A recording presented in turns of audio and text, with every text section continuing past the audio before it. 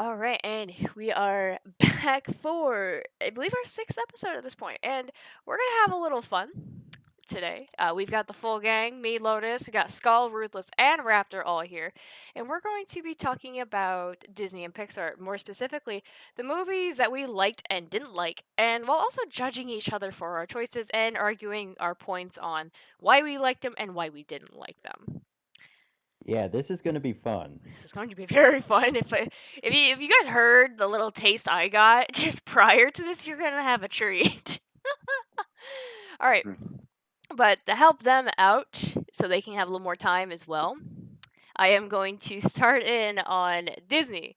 We're gonna start with Disney, and we probably should separate this into sections where it's like and versus dislike. But at this point, we're just gonna kind of clash with a lot of our opinions. So it's just gonna be the Disney section, and then we're gonna get into Pixar. So, are you guys ready to start this?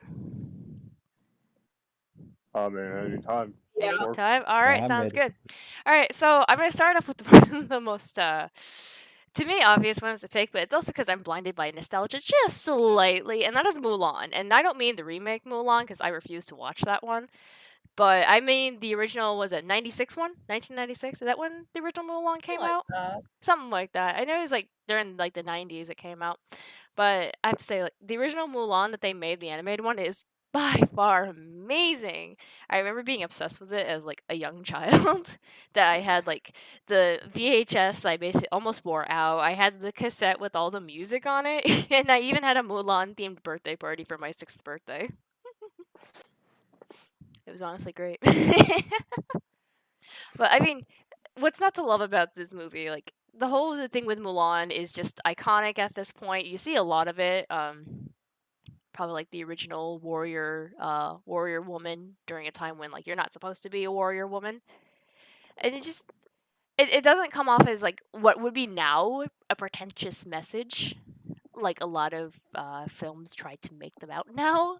About, oh hey, Yeah. look, we have a woman warrior. Look at how strong and empowered she is. Like, that's a good message, but you don't have to be like how you are about it. It's why I don't like a lot of the modern Disney movies, at least the remakes, because they're not that great. And also, and I'll even admit this, I love Mulan. I actually remember when I was like pretty young, watching the three Disney movies I loved as like a little kid. I don't know why, but I did not care for Sleeping Beauty, but yeah, I cared for Beauty and the Beast and Mulan. Let's see, Beauty and the Beast was a really good one. Like, the original was phenomenal, and that's actually another one I really like. Just because, and that's actually one I could easily watch again, is Beauty and the Beast. Just, I love Belle as a princess because she's very adventurous and she does want more. And I know people kind of dunk on her, like, oh, look, I got a man at the end. Looks like I've had my adventure. But, like, she had an adventure the entire way. Like, she had to deal with the beast being trapped in this castle and then having to stop, like, a real monster from killing the beast. Yeah. And like Gaston is such an amazing villain. Like, so he is unabashedly himself, but admittedly he is not that queer like a lot of the other queer coded Disney villains were at this time, like Ursula, Scar, and Jafar.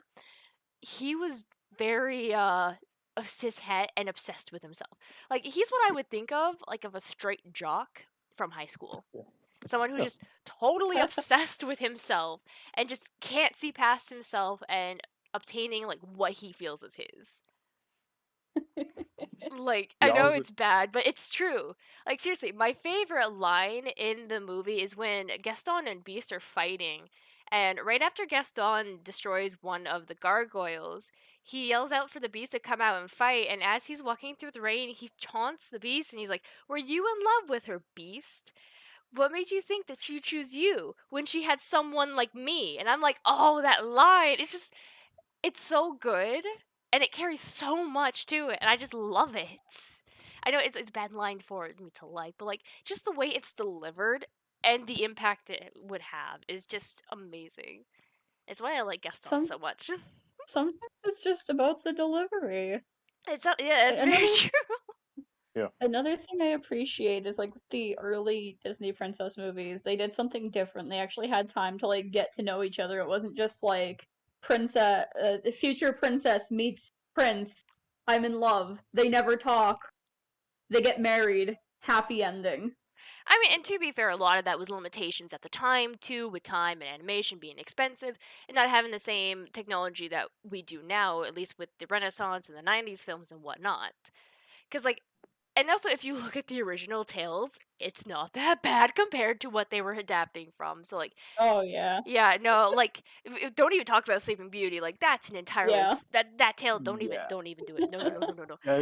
that makes The the original. movie Sleeping Beauty way calmer.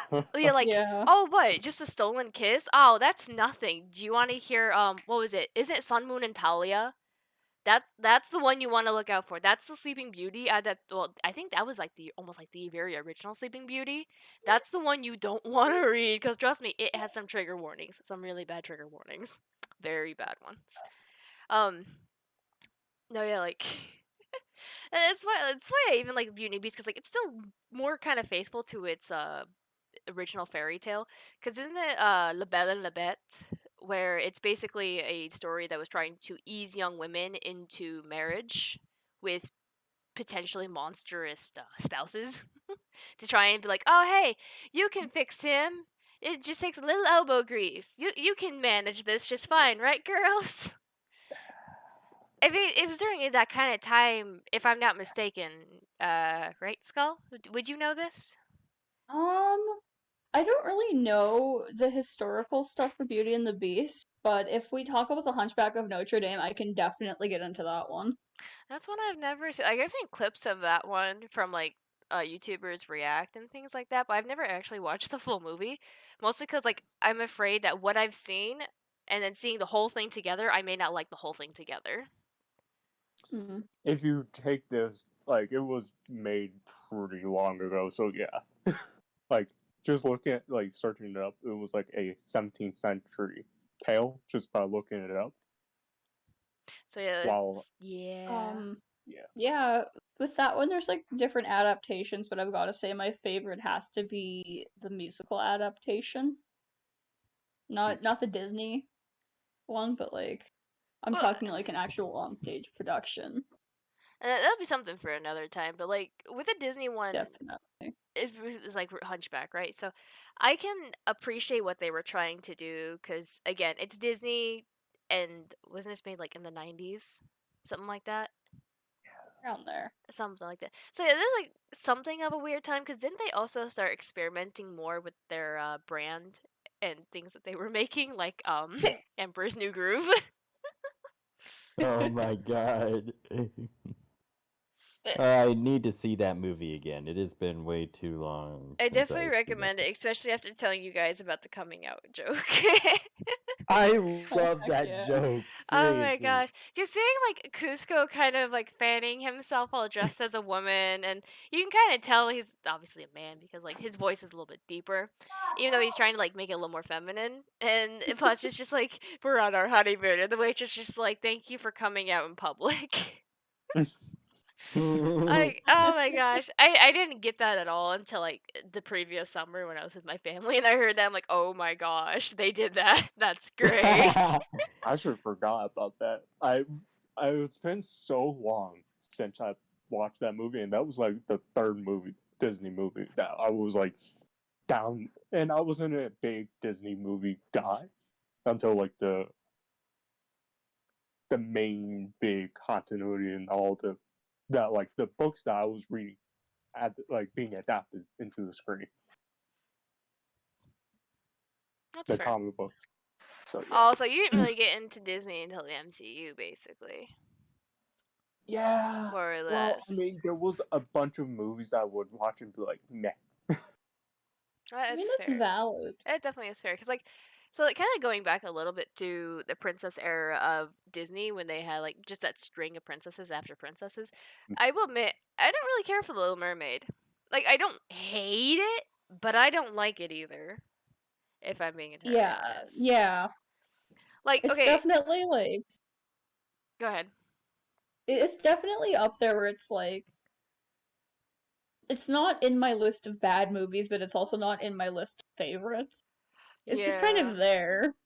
And, like, I don't really care for Ariel. Like, I understand she's a teenager. Teenagers are going to be rebellious. They're going to do these things. But at the same time, I'm just like, I don't care.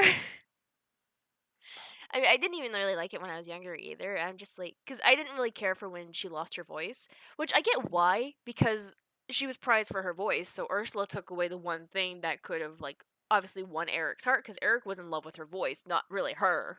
So take away the voice, then you have to basically use yourself Yeah. to, like, make him fall in love. See, my biggest problem with that movie is like the voice, like the aspect of like, oh yeah, I care for you because only your voice, like that just feels gross to me. Well, the thing is, this is true to kind of like how real life can be, to be honest, because like Yeah, people will not always like you for the whole package. They will only like you for certain things. I mean, hell, even in my own writings, I have characters who are obsessed over another character, not for the character themselves, but because of a certain attribute that they have. yeah. So I can see the symbolism and importance in it, and I do appreciate that. But at the same time, I don't like it when she doesn't have a voice because I loved her voice. I'm just like, no, no, I want to hear her talk. I want to hear her sing. Come on, don't take this away from me. Admittedly, I am a little bit one of those people who somewhat can be. I will admit, I kind of am a sucker for if you have the character like if it was like a little bit of, like some of the the development is like honestly, I don't need my voice. I'm more than what people feel of me. And the voice is something that I would like, but it's up. It's just meh. I mean, But that's might be me. well, here's the thing, and also like looking at the original fairy tale, it is adapted from. She does have to give up her voice, in order to actually become a human. Though to be fair, in the original, was it Hans Christian Andersen? I think that's the guy who wrote it. In their original writing of it, it was a lot more gruesome for the Yeah, Little Mermaid, it where is. every time she'd walk, it'd feel like nails and splinters on her feet. So the fact that Ariel really got off lightly is just it's just fine as it is. But like I mean, she lost her voice in the original as well, so I'm just like I'm not too mad about that. But it was gone for good in the original telling, where she does get it back in the Disney one, which again is nice and it's Disney, so Disney's not gonna make a whole bunch of terrible things happen. But sometimes you do have to remind people, Disney, that bad things do happen and there's nothing you can do against it. Mhm. Unfortunately. But that is how life is. Well, while I'm on a bit of a princess kick, I am going to mention at least a couple of the live action remakes. And I know we all probably have our own opinions on some of the live action remakes, the ones we have seen, refuse to see, things like that. But for me, I actually did like the Cinderella live action remake. Just because it gives Ella a little bit more, or I guess Cinderella a little bit more. Don't get me wrong, I do still love the original. The original is really good for what it is, but I also just like the remake a lot. Not really a lot better, but I'd like it as much as the original Cinderella. Though to be fair, the biggest problem with the original Cinderella is there's too much time given to like the mice and everything when Yeah. it should have been to her. I can see that. Yeah, because usually when I watch the movie, I will skip past the parts with the mice and the cat, and I'm just like, I really don't care about these guys. I just want to see Cinderella. But I she's, mean, eh. with with the Disney live actions, I feel like they had good intentions up until they kind of just like lost sight of that and were like, yeah, yeah, money, that's it. I feel like that kind of, to me, that started with Beauty and the Beast, where they really lost sight, because the live action Beauty and the Beast is definitely the one I hate the most of the ones I have seen. I refuse to watch any more after that one, so that should tell you how I feel. But I didn't care for the songs. I actually got very bored watching the movie as a whole. And Yeah. some of the changes they made didn't really make sense. So whereas like with Cinderella 2015, I enjoyed seeing more to Ella, seeing more with her family. Yes, like she could have she did have friends in the village and she could have left, but at the same time leaving a toxic relationship is not easy, and you tend to get trapped in those kind of Yeah. relationships. So like even when she's saying like, "Oh, I have to stay with the family home," like it's basically saying I can't leave because I'm bound to this place. Which I mean is fair. But one thing I kind of really did like more is seeing more of Lady Tremaine and making her like not necessarily sympathetic, but like you can understand why she's such an evil bitch, whereas in the original, she's just pure evil. Which, I mean, it's still fun, but like, sometimes you want to understand why someone's evil. And I have to say, my favorite scene in the 2015 one is when Lady Tremaine does know it's Cinderella, who was the one that danced with the ball and who the prince is looking for. When Ella goes up to get this slipper to show, like, hey, it was me, she can't find it, and that's because Lady Tremaine has it. And Lady Tremaine goes on about her story about how she married for love, but then had that man taken away from her. And then she tried to marry for her daughters and had that man taken away too. And how whatever she does, she's going to do for her daughters.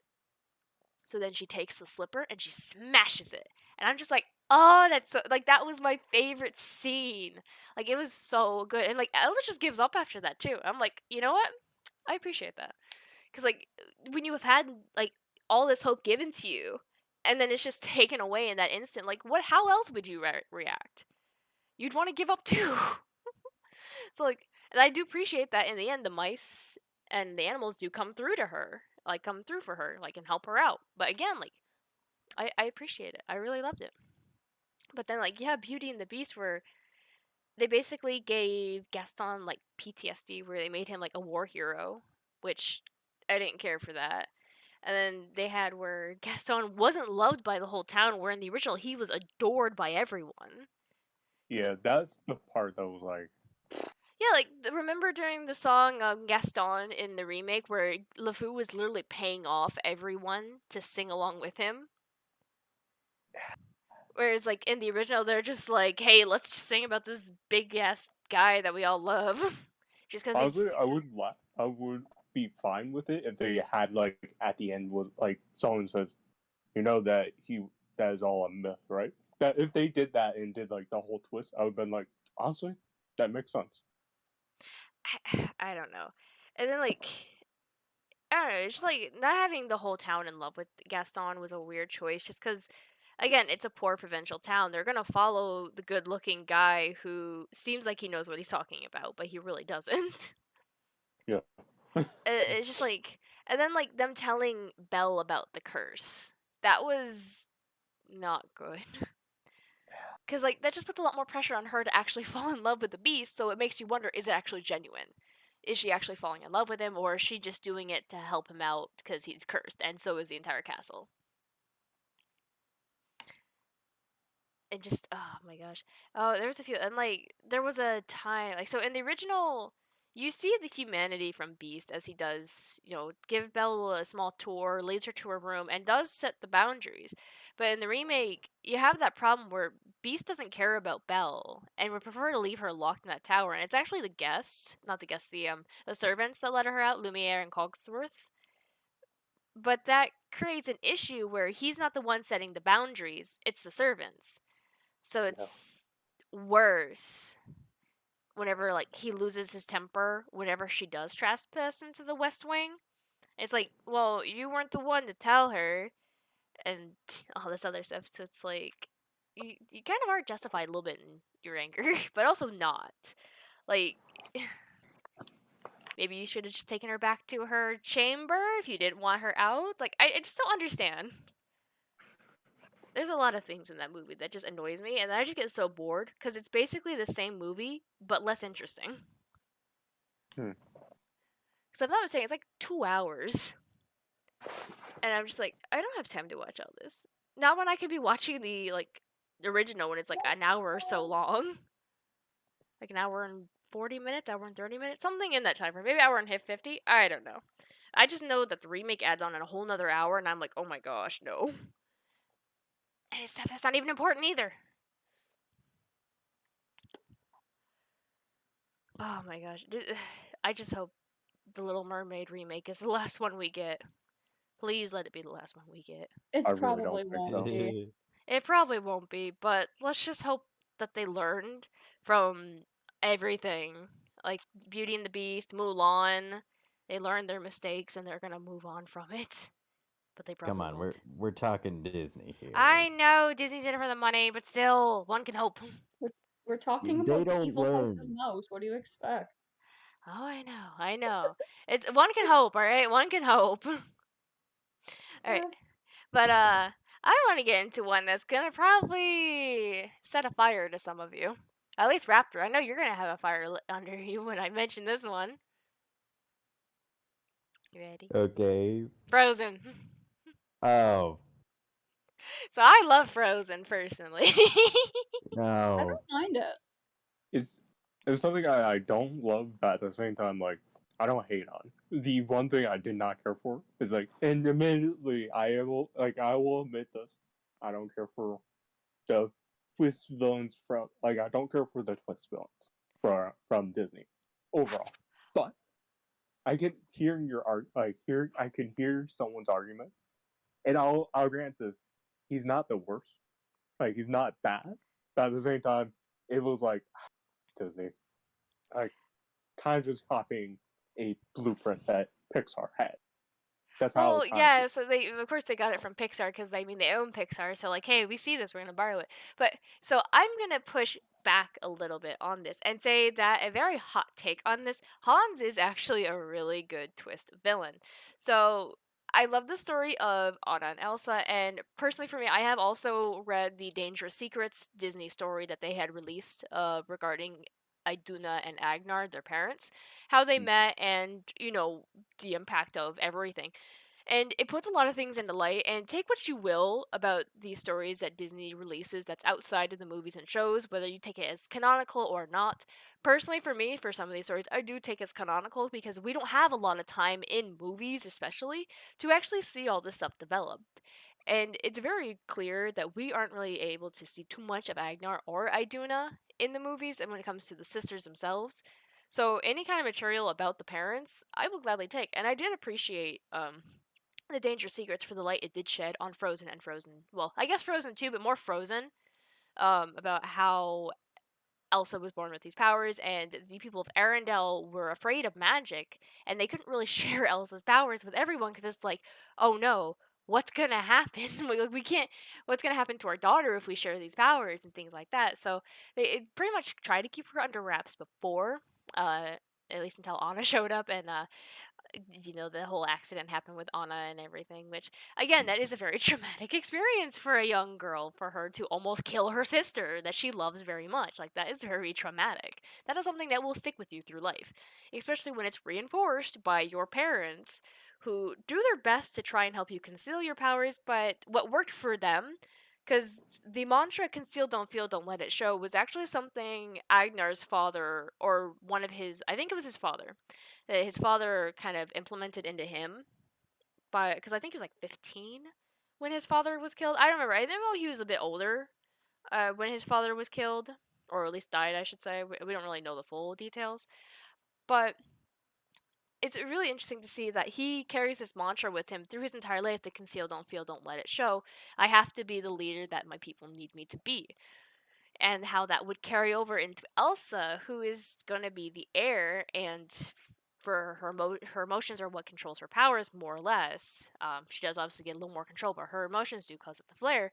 The whole conceal don't feel makes sense in this regard because it's how you can control yourself, keep yourself restrained.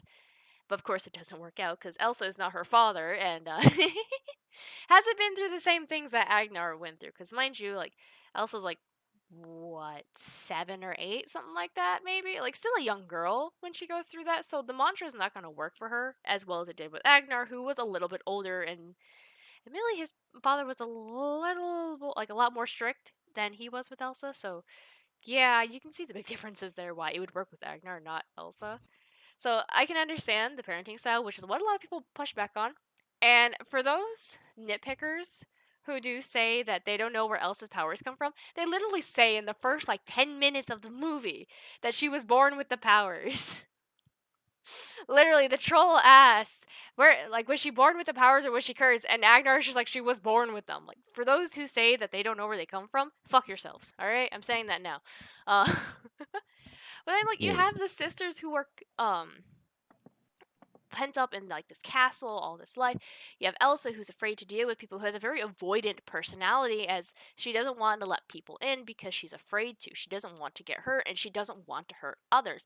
Where you have Elsa, who is someone who very much wants to let people in. She wants those connections. She wants to like be able to like just be around people. So it creates an immediate conflict between the two, which I do enjoy, especially when you introduce someone like Hans. And Hans on the surface is a perfect prince, which I appreciate Disney for doing this, because this is what it's like to be with someone who is manipulative. They will get under your skin. They will make you fall in love with them almost immediately, and they will mirror your body language. And he does that with Anna a lot in the beginning.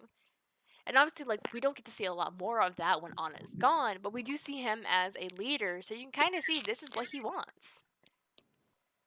And to which I appreciate Disney for doing this. And, like, yes, it does get a little cliche when he does reveal himself to be the villain, to which I do fault them for that. I'm not gonna lie, like, that was not my favorite thing, just seeing, like, the immediate turn. But I can understand it because, like, his true nature's coming through, and it's, like, how he's always been versus, like, what we've always known him. But it's a little jarring. But I understand it can be like that in real life. It's almost like why I I like Mother understand. Gothel so much. That's what I will grant. Like I will grant to people that he's a decent villain overall. But Yes. I just only just point out the cliche because it's just that painful. Okay, well, here's the thing. Twist villains are fun, and I will defend Disney and Pixar to a degree because I can understand their twist villains when I can see the motivations as long as they're done right. Hans, I can see as someone who to me was done right because he is a manipulator. He's trying to get what he wants from Anna and Elsa, and his goals were very clear. And even like again, like you can see the subtle hints throughout the entire thing. I know like one of the big examples people like to point to is during like the song "Love Is an Open Door." You have where he, instead of like pointing to like Anna, which you feel like he should be if like he's referring to like finding his own place, he instead goes to Arendelle. Like he's found his own place. Like this is where he's going to rule.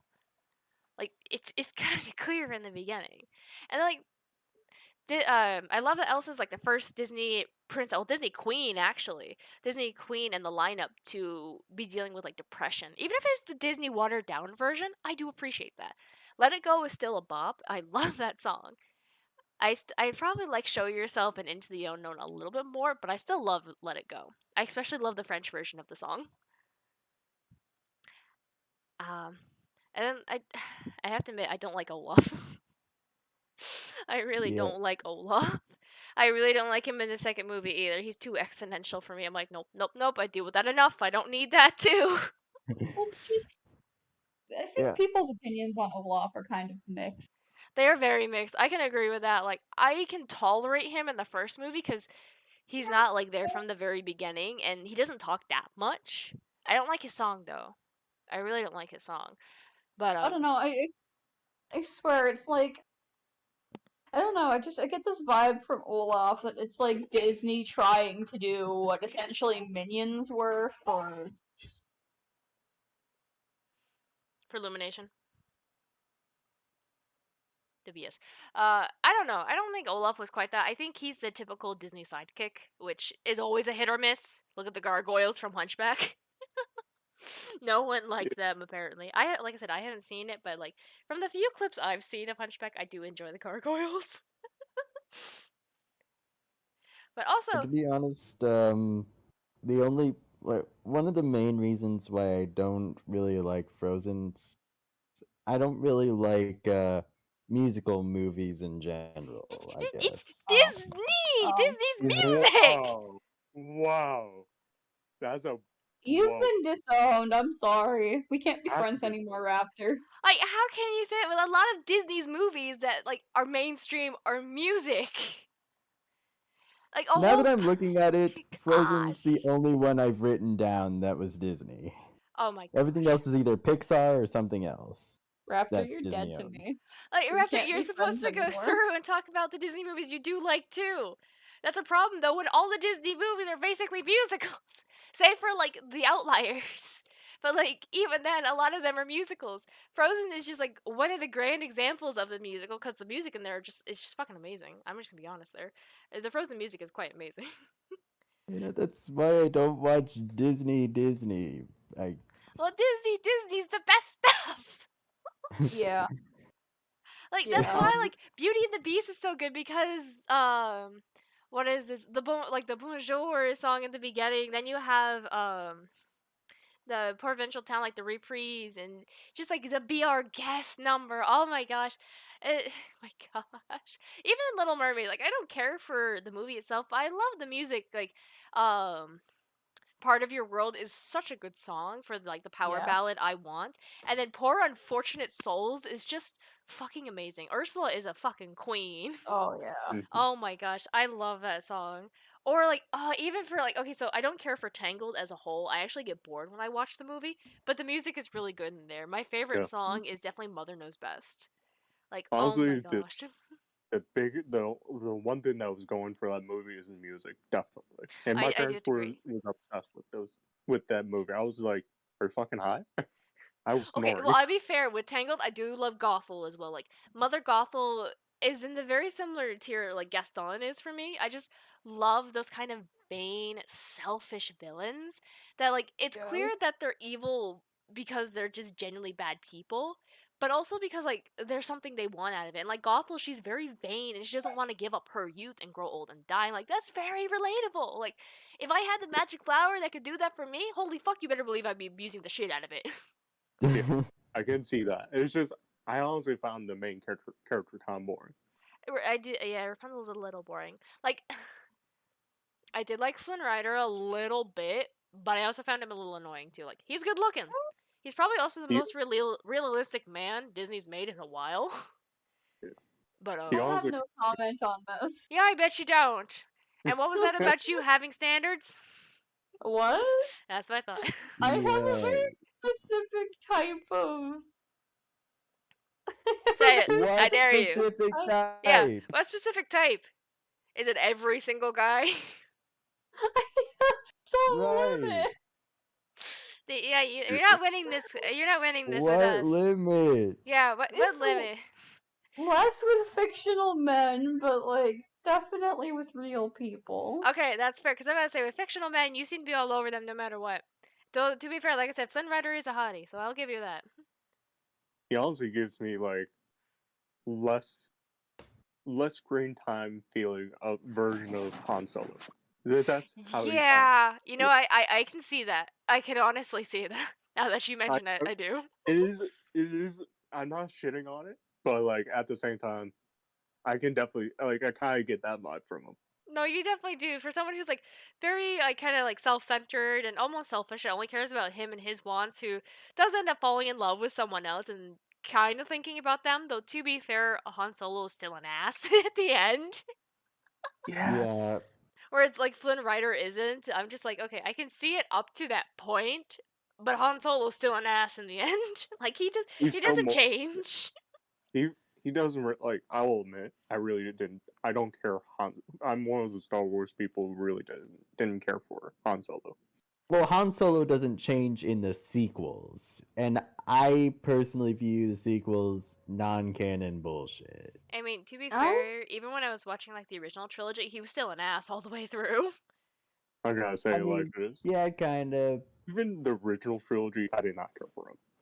I was one of those people that was like kind of play along, had to play along because everyone was like, "Oh yeah, he's a great character." I'm like, No, he's not. "Yeah." Well, You- I mean, I I will really admit, like can't. in A New Hope, he was like kind of an ass about a selfish ass. Well, yeah, because that's when he was Like, introduced. well, I can't like really comment in here. like The Empire Strikes Back, the only reason he really like wanted to run away from the rebellion, worry about himself, was really because Jabba had a bounty on his head. He wanted to like get that Again, taken he care wanted of. to save his own ass. yeah. Yeah, but I gotta admit that that was like for a good reason. Jabba would track him down and like have his head. And he got So it he in had the end to fight. regardless. yeah. So Until the it's like, rebellion took it back. Anyways, yeah, though, he's still an ass. Our point stands, Raptor. He's an ass. Anyway, ignoring the well, Star he Wars still that kind of wasn't released redeemed by Disney. himself. That Star Wars is See, for another day, guys. All right, Star Wars is for another day. see a nice tangent. I'm Yes, I'm I just know. so I'm lost. It's Can you fine. please It's not? fine. Oh, here's a good Thank one. you. I don't like Moana. I'm saying that Yeah, now. I yeah. like their songs. I actually I think don't care it's for the songs decent. either. Like I like a lot of Disney songs, especially the princess songs, but I didn't like Moana in the slightest. Like, I'm sorry. My favorite thing about Moana, other than the fact that they're like genuinely trying to represent, I like the fact that they're trying to represent see that different was cultures. yes, I do appreciate that. My favorite part of Moana though is the chicken.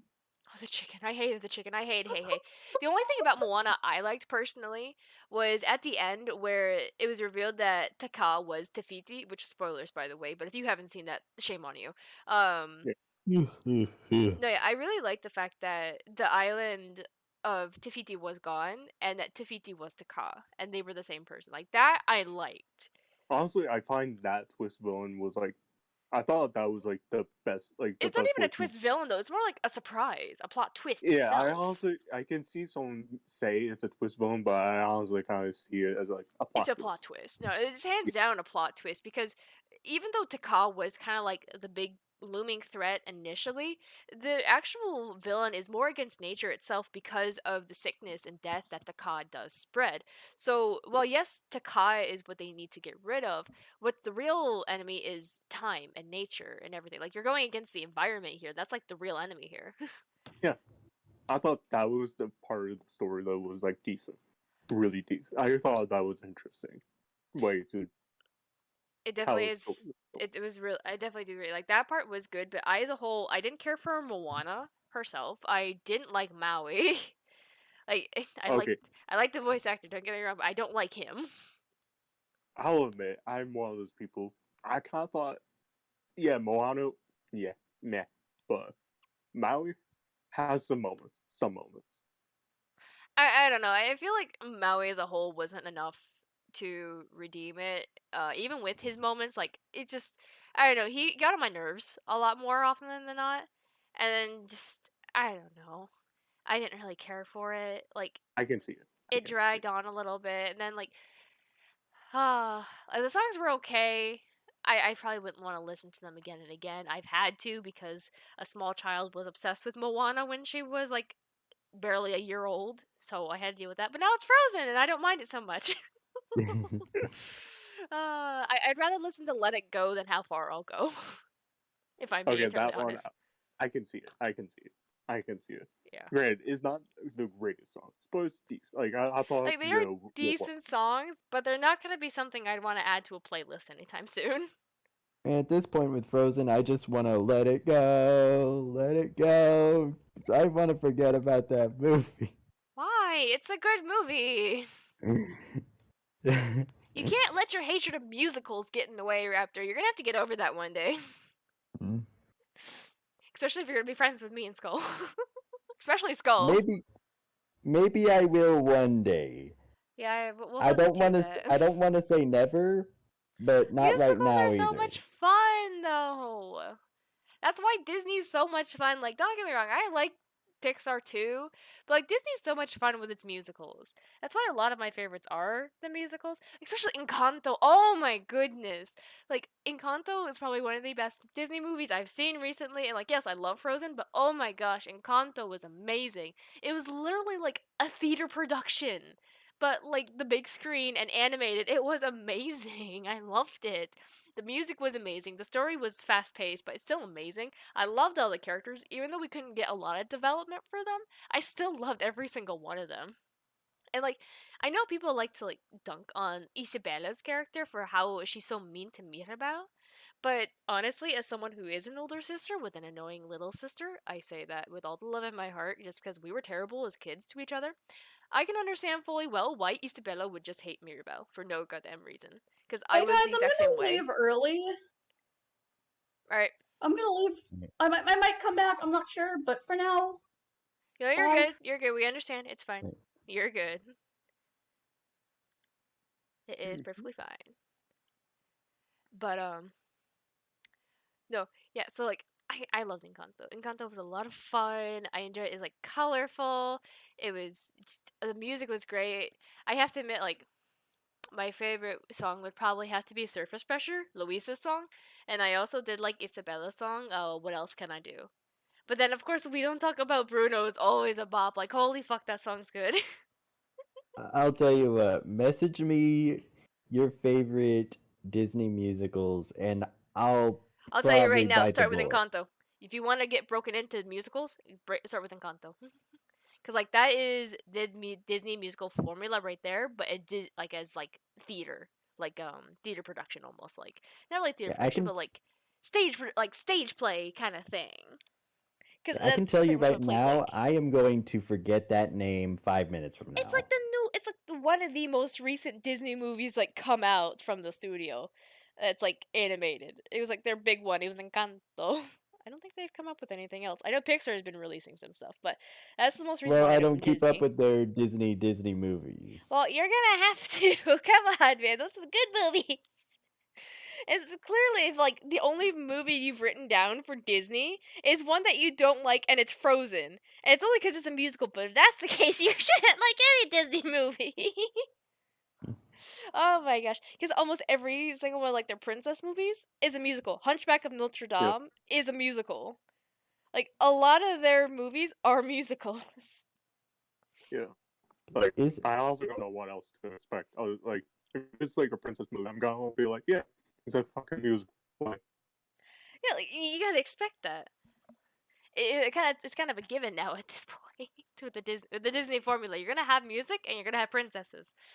To be honest, that's why Mira, like the Encanto was kind of a surprise. Like it wasn't a Disney princess movie, but the music was just phenomenal. And then the culture and the colors and the outfits and oh my gosh, it was beautiful. And it's all like very similar to what Skull was mentioning with Moana. It is nice to see Disney representing other cultures and like just like their ways of living and whatnot. Cause like it's something we don't see a lot, and it does come a little into like conflict with how like Americans see the like other cultures yeah, and how they perceived yeah. other cultures and things like that. But I did appreciate Encanto and the culture that it was representing because it was very nice.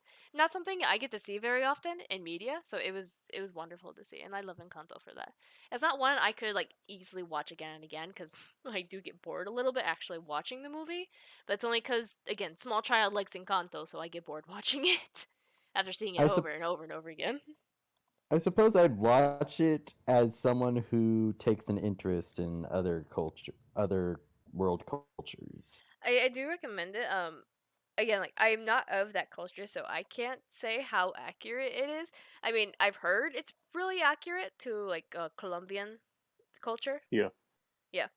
yeah. Again, like I can't say for 100% sure because again, I'm not Colombian. I am American, and I'm not proud of that. But Yeah. yeah, well, I think we all feel that way right now. But anyway, no, yeah. Even if you don't watch the movie Raptor, I definitely do recommend at least listening to the songs, if anything, because the songs are just so good. Again, there's the Madrigal like the Familia Madrigal or what I don't remember exactly what that one's called. Then you have Waiting on a Miracle, Surface Pressure. We don't talk about Bruno. And we don't talk about Bruno's an amazing song. It really is. And then you also have What Else Can I Do? And then at the end, I don't remember what the last song is called, but then they have like one last final song. Well, two actually. One of them is actually, I think, sung exclusively in Spanish, and it's when they go over the abuela's backstory again after everything falls apart, and you actually see like the kind of woman she was made into because of everything she's gone through. Which, again, it makes her actions understandable, not excusable, but like understandable, which I do Mm. appreciate. But at least a couple of the Disney movies I can talk about, which hopefully you guys can agree with, that you may or may not like. Zootopia. I personally like this one. I have not seen Zootopia. I'm ashamed of Actually, you. seen it. So you have. It So is a Ruthless, what do you think? it is a decent thing, but the one thing I did not care for is the twist villain. So I don't find Assistant Mayor Bellwether too offensive, It's honestly. not a fact. I also kind of overlook it. Yeah, like she's not bad personally. Like I understand her motivations, But at the same time, I'm just like, eh. Like, she's inoffensive to me. Like, she's not quite like how Hans was, in my opinion. Like, Hans was a good twist villain. Like, he was needed, definitely, for his little story. And, say what you will. But, Assistant Mary Bellwether, I don't know. It feels like anyone could have filled those shoes, personally.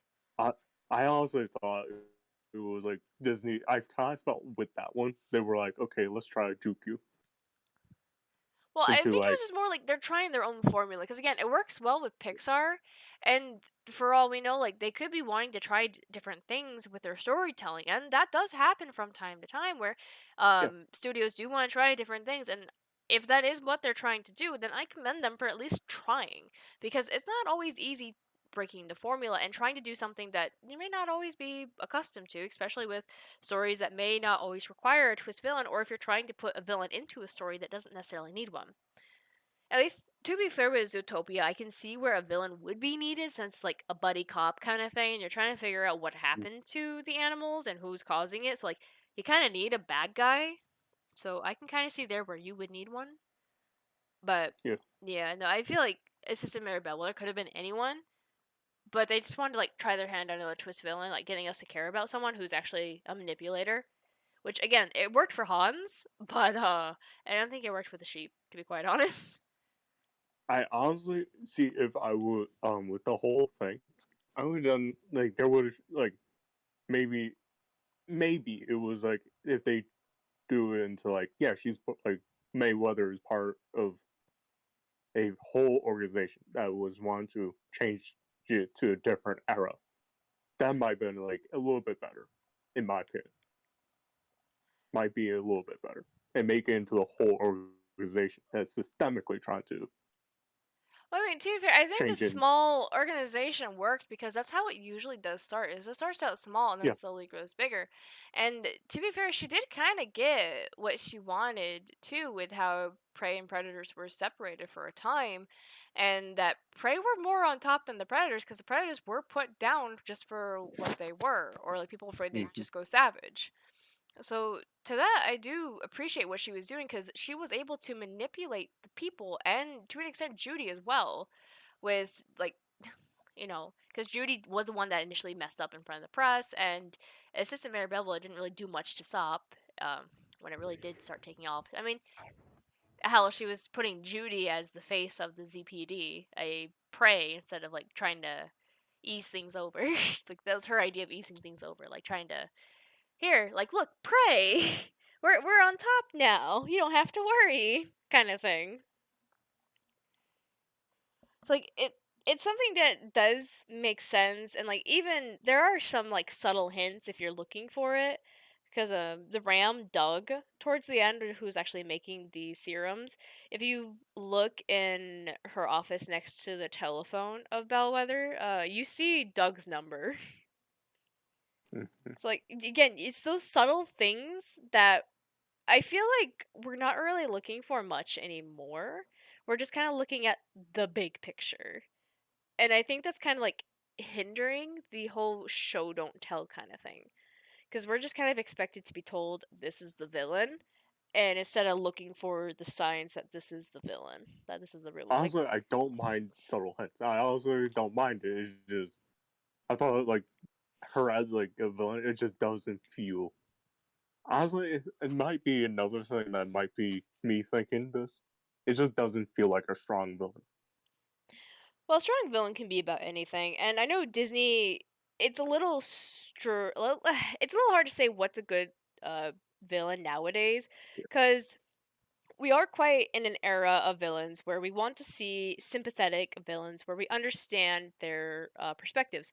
It's not black and white anymore, it is gray, and we want to see that gray area more. So it's why we're not really getting villains, but more like other substitutes. And when we do have villains, it's kind of like twists and turns. Again, that's where the manipulators come in. That's why I do like Hans again, because he is a manipulator, and that's what it's like to be around a manipulator and interacting with one. So I can appreciate that.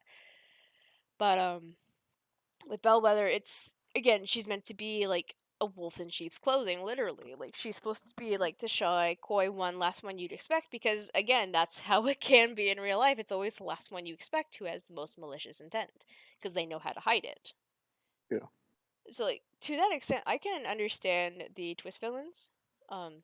Again, I can't really say for like Big Hero 6 because I know that one has a twist villain, but I've never actually watched it only because I just I've don't Oh care never. enough. Okay, God. that was the peak of like, okay, Disney, just stop. Like, it just felt like it was like, yeah, just ambushing us with like the fucking. It just felt like they build up so much of like this one villain, and then suddenly be like, no, I have a vengeance because my daughter Hey, Skull, you disappeared. returned just in time. What did I Skull's back? come? You did I came come into back? the Big Hero 6 chat. Oh, Yeah, I fucking hated that movie. So, I've never seen it, so No. like, could you guys elaborate on what it is you guys didn't like from this movie? Okay, so there's this fucking pillow ass robot that can Betamax. that okay, can cure cancer. To okay. start Here's with. where you're. I'm gonna stop you there. Here's where you're wrong. He was a first aid bot.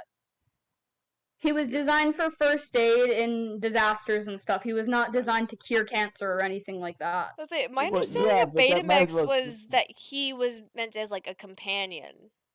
Yeah. Because like, I But he haven't can seen still too much of heal. it. I thought Yeah, he. he was like a first aid robot and designed to like take care of the elderly and people who can't really like take care of themselves. It Well, wasn't designed to like cure cancer or anything. And either just think way, that was a horrible misunderstanding, and you're kind of stupid for thinking that, honestly. This either way, really, you could sell that robot to some scientists, to Okay. Yeah, universities, but Here's to the millions thing, of Raptor. doesn't dollars. the guy Baymax get was killed though? still. Raptor, I'm gonna stop you. Baymax was still a prototype. And then like, wasn't the guy who created Betamax killed in a like horrible yeah, explosion? Yeah. Yeah. That's why well, Baymax was never sold. He was a prototype. Hmm. He was currently in development. He wasn't meant to be seen right away. Except for to like the guy's younger brother, right? Yeah. Tadashi was not ready to sell Baymax or the design. yeah, like it was literally a prototype, and also like if and also I would argue the nanotechnology would be a lot like I honestly see that being more plausible to cure cancer, but I don't. But I'm not gonna make that argument because Mm. they are doing high tech shit, and I'm I was gonna like, say it don't depends on even. which sci-fi you're reading. And it also depends on like what is like the rules of the world. Yeah. Like there's always set rules, and there's not a clear set rules for cancer, so I can't say anything. Or even just for the So technology that they're using, either and how it interacts with healthcare and things like that. yeah, Uh, my But yeah, he main was yeah, like, my Is that literally the opinion only still reason stands. why you were upset with the movie? No. I was about to say, I because mean, you're as petty as me. Baymax is like a cool. Yes, he's still here. Baymax is a cool concept, though. Like he's personal. He's literally like service dog, but personified and like able to remember prescriptions and stuff. he's honestly the best character from that show. From that Yeah, movie. Baymax is precious. Is he like a gentle giant almost? Yes, Yeah, exactly. I will And admit, I like my that part favorite about him. the scene where he's like low battery or whatever, and he's like petting the cat, and he thinks it's like a human baby. Is the funniest thing ever to me. I will admit, I like that about him, like the gentle giant aspect, but Baymax is precious. The only thing that I really find. Well, another thing is like the villain's backstory kind of sucks, and they yeah, definitely wasted their best character design, but like premise wise was a cool concept. I really liked it. Um I do kind of hate how Hero's entire like reason for becoming a superhero or whatever was like revenge initially. yeah. That's the other thing that I was about to like. But I mean, isn't that like I was gonna say that doesn't bother me as much the hearing case it. for others as well? That's why, I don't know, just because a lot of times main characters are driven by emotions, and it's usually from something that terrible that does happen. And I know that Hiro does experience like Tadashi's death because he's obviously there when the place is on fire, and I know he's the one that tells Tadashi not to go, but he does anyway, and he's like, no, no, and like the building explodes, so obviously Tadashi dies, and like. I understand the need for vengeance, and it is a good motivator for that because it is a very, very strong emotion and desire for that matter. But yeah. ultimately, it does ring hollow in the end. But you have to discover that it does. Otherwise, it's just going to burn and burn and burn at you until there is nothing left. So Now, I Well, can I appreciate mean, understanding that you need to get over your vengeance. You need to learn to yeah. forgive. That's now that's they do one it. thing though too that kind of works with Hero is because he's like a kid genius or whatever, right? Yeah. So Right. like he's like IQ, he's intelligent, but like when it comes to his emotional side, it's not really like he's still very much like a small kid. Right. Yeah. So like I guess it's like a valid thing, right? But at the And same time, kids are going to be just very emotional yeah, too. So, like, yeah. All in all, it's just like it's an interesting I would So I say, take it Yeah. we're done talking. Wasn't Big? I'm so confused now. I'm sorry for leaving. Are we wait, still talking Disney or is Big Hero 6 Pixar? I can never I thought it remember. was Disney. I No, thought that was Big Hero Disney. 6 is Pixar. Wait, we're just still into the Disney part. But Big Hero uh, 6 is Pixar. okay. Disney and Pixar are still two separate studios. Just because it's owned by the Evil Mouse Corporation doesn't mean it's part of the evil. Doesn't mean it's Evil Mouse Corporation. Yeah, That's I don't true. even know who started talking about Big Hero 6. It wasn't me. Can We were someone we were like? talking about twist villains, and we were talking about Assistant Mayor Bellwether, and then I mentioned Big Hero 6's twist villain, and then these two got into it. Oh, I'll well, that's admit, on that shame. yeah. You guys confused me. But no, we're wrapping up Disney because Raptor doesn't have anything except for Frozen, just because it's a musical. It is actually a Disney Really? production movie. Oh, it Oh my is. God, Raptor, you have no opinion on any Disney movie? That isn't like not like What about The Lion King, Lady and the Tramp, 101 Oh, Dalmatians, Lady and the Fox and the Tramp was such a Hound? good movie. Like it's so simple, Yes, but it's so cute. I kid you not, I yeah. don't know why, but I love hearing Tramp call her pigeon. Like I know it's a term and endearment, and it's such a weird one, but I think it's so cute. I love their What? That's story. right. The only thing I didn't really like about Lady and the Tramp was the two Siamese cats, because they kind of creeped me out when I was little. Yeah, I'm not gonna lie, I do kind of skip past that song, but My otherwise I cat's liked mad it. at me because I'm talking bad about Siamese cats. I mean, that's fair. That's fair. Don't get mad at me. I love you. But one thing I do I'm want Good. to just saying you're too freaking mention cute. You scared me. before we let Ruthless go in on the MCU, uh, is the Oof. Pirates movies, namely the big trilogy. And I do say trilogy because I don't consider Stranger Tides and Dead Man Tell No Tales as part of the main thing. Like that's its own thing. Those are like side stories. Those are spin-offs. Whereas you have like Curse of the Black Pearl, Dead Man's Chest, and At World's End, which is like a perfect trilogy. And I will always regard it as a trilogy and nothing more.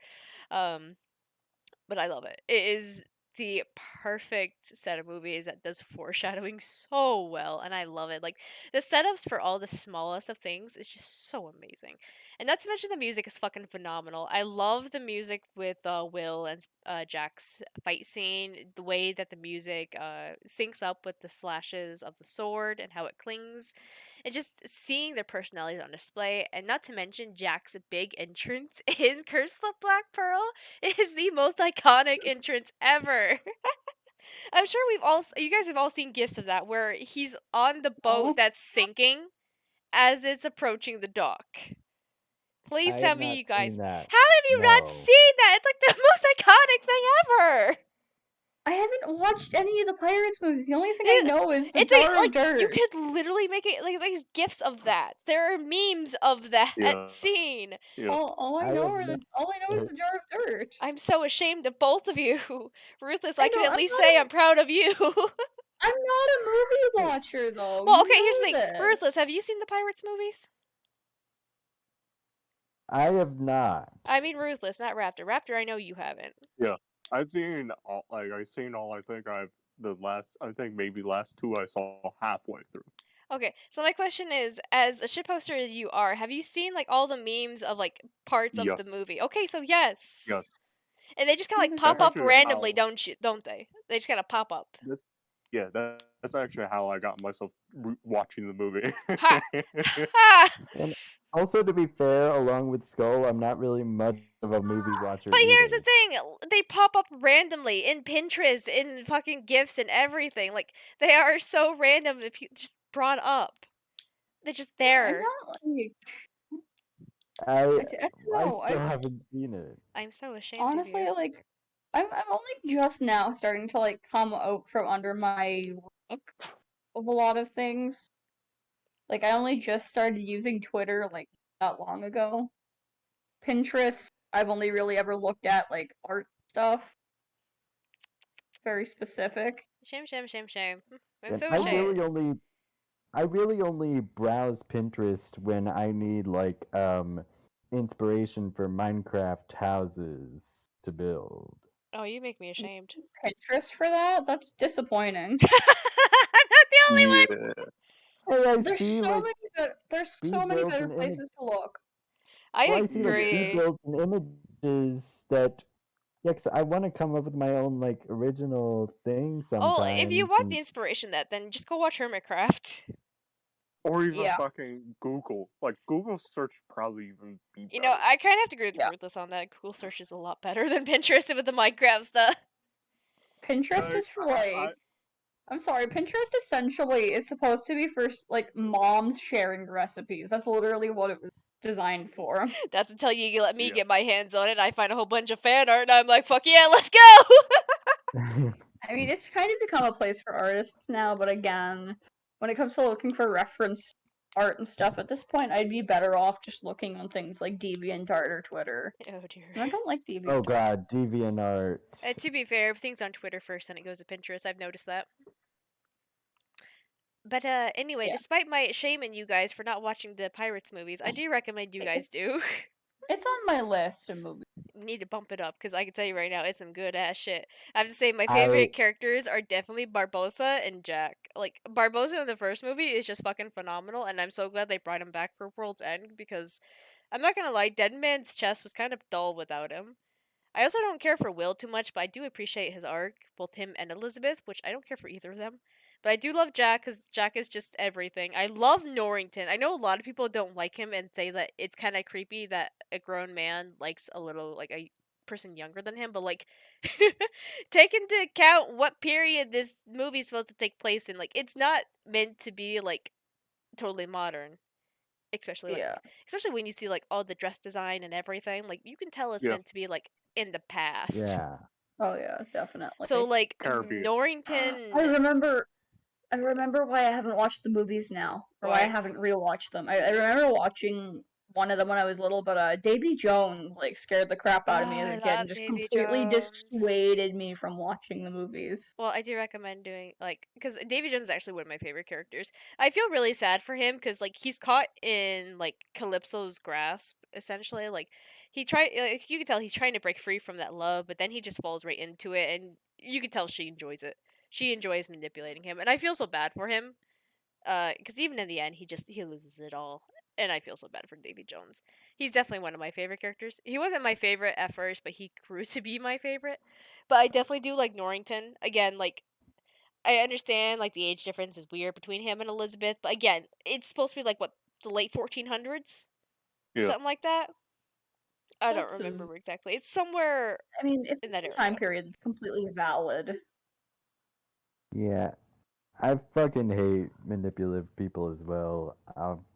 I'll give you that. Raptor, what don't you hate? Well, then I've again, not I heard have like Raptor say. personal. I'm sorry, but like since I've left and come back. I've not heard Raptor say one good thing about any movie we've talked about yet.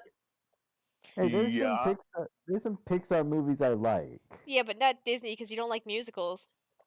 Can we brick Yeah. Raptor? Can we get him to can it for a bit, please? But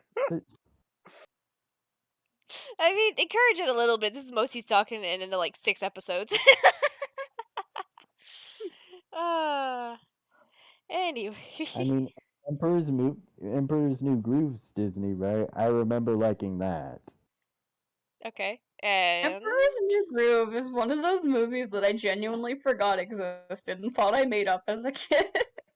What? It was such a the fever fever dream for dreams. me. And like to come back later, I think it was like YouTube or something that confirmed that the movie existed to me, and I was like, "Oh YouTube my god, this confirms is real." everything. Anything you thought that was a fever dream, just go to YouTube and it will confirm it. I'm gonna say that right now. Oh If- shit. And I'm just gonna say this right now, Ruthless. To keep this short and simple, because I know you'd have a lot of opinions on these. What was your favorite and least favorite of the MCU movies? Just because this can be a whole different topic for you. yeah. I know a lot of people were. There's honestly some. Okay, I will place like 3 movies that each movie has some things that's nice. But if I had to say the worst MCU, it would be Thor: The Dark World, and like the first 2 Thor movies are kind of the worst in the MCU. I'm gonna step in here. I haven't seen all the Disney Marvel movies, but my favorite one was the first Thor, just because of the comedy. Yeah, Thor is a Is it comedic character. is I it the would. Ragnarok or No, like the No, just first one, Thor. the very first one that they did.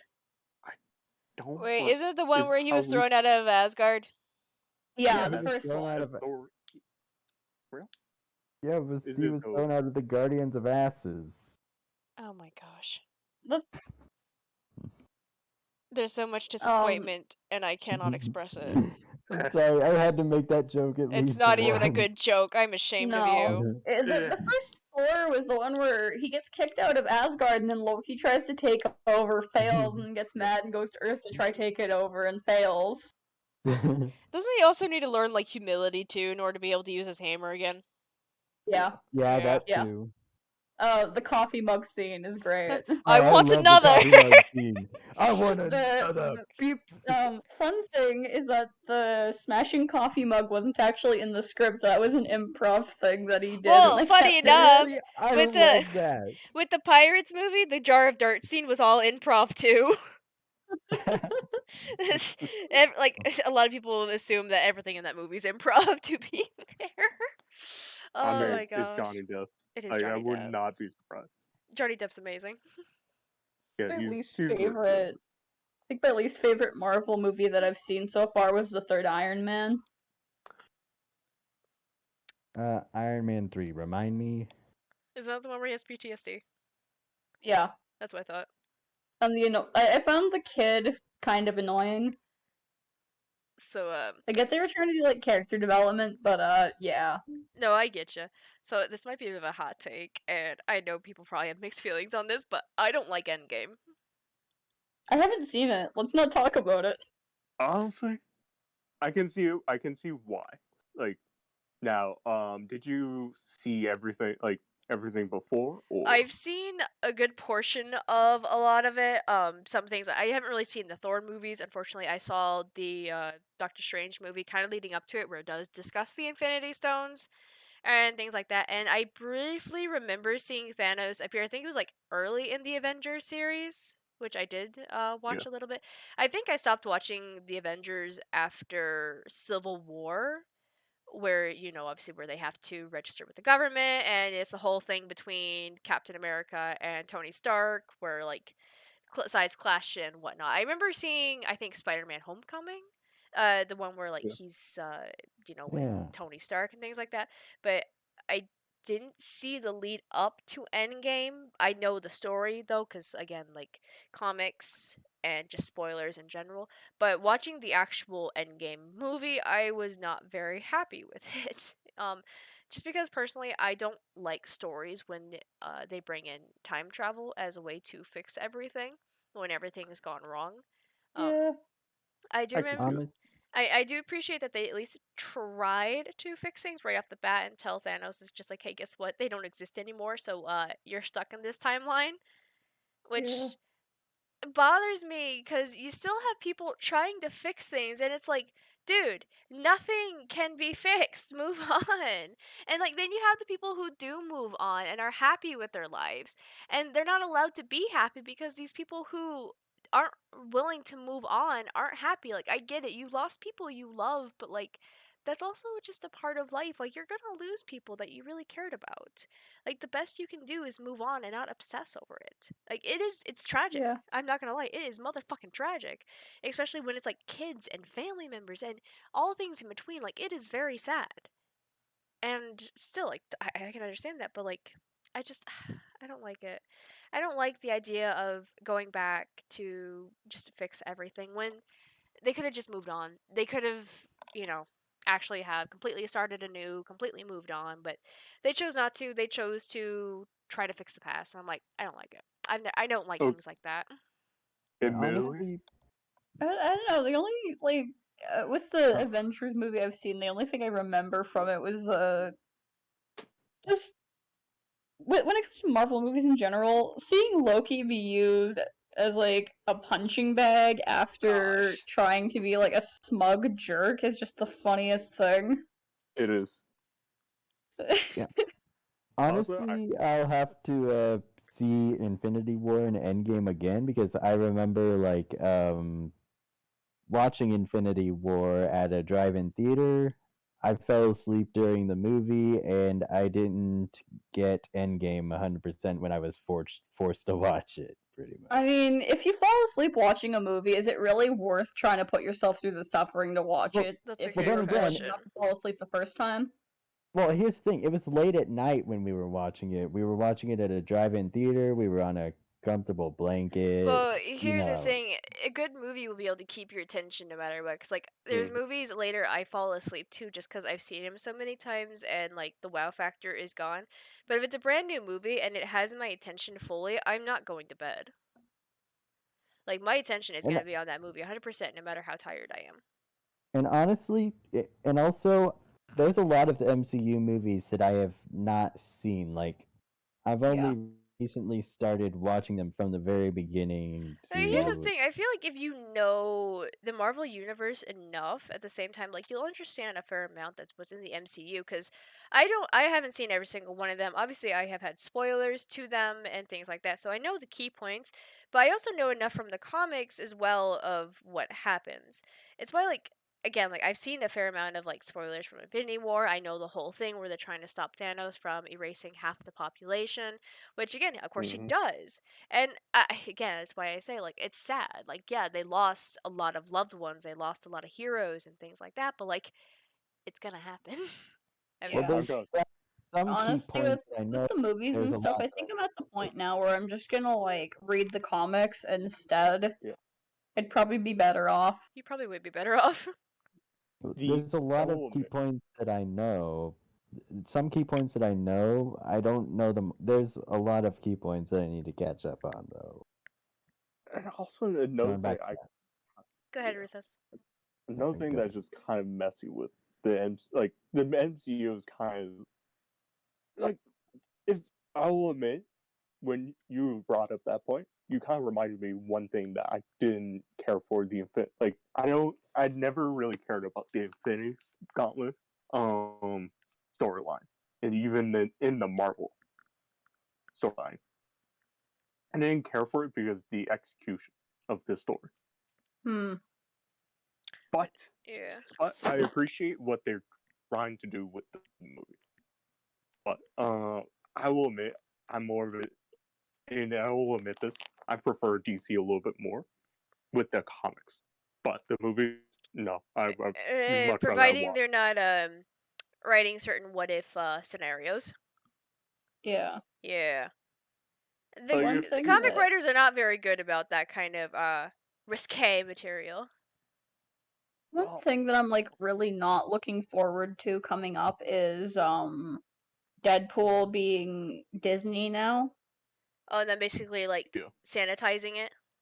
Yeah, like I'm so scared that they're gonna like completely ruin Deadpool because the first two movies they weren't done by Disney and they were really good. Because And it's now, Deadpool. yeah, but now, this family-friendly company owns Deadpool.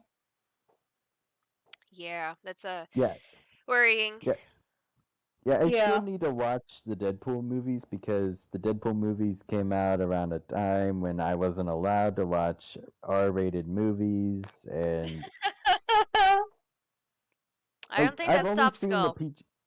No, I've no, my friend's birthday, we were like, the second Deadpool movie came out when we were like just starting high school, Oh, and we went and watched it in the theater for my friend's birthday.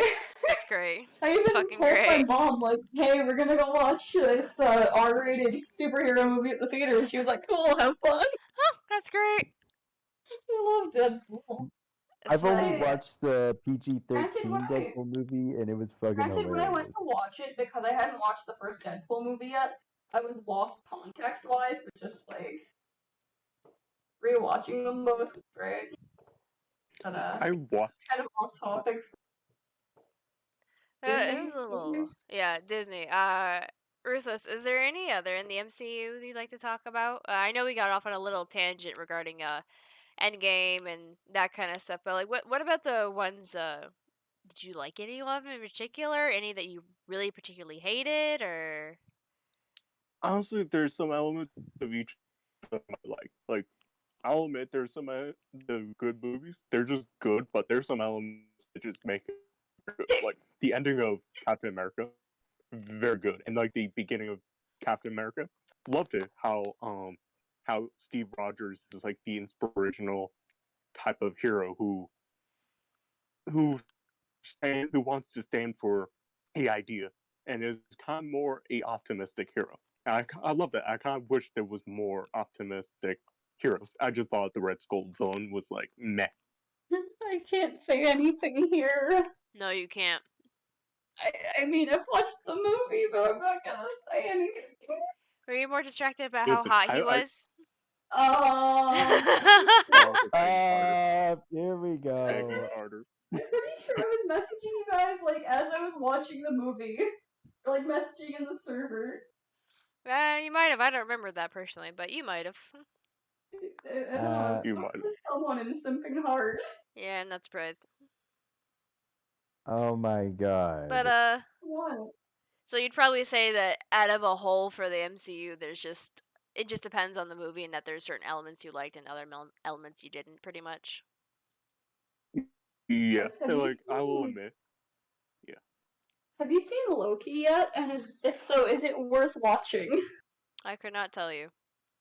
I'll say this: there's two episodes like I vividly remember. There, it is a good show. It's just there's some filler.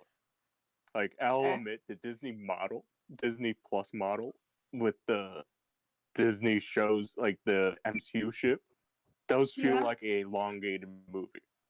Mm. I mean, all I really know is that like with the show, it takes place before his story arc gets to happen. So we get like the same Loki that we got to see after the first Thor. That's all I know.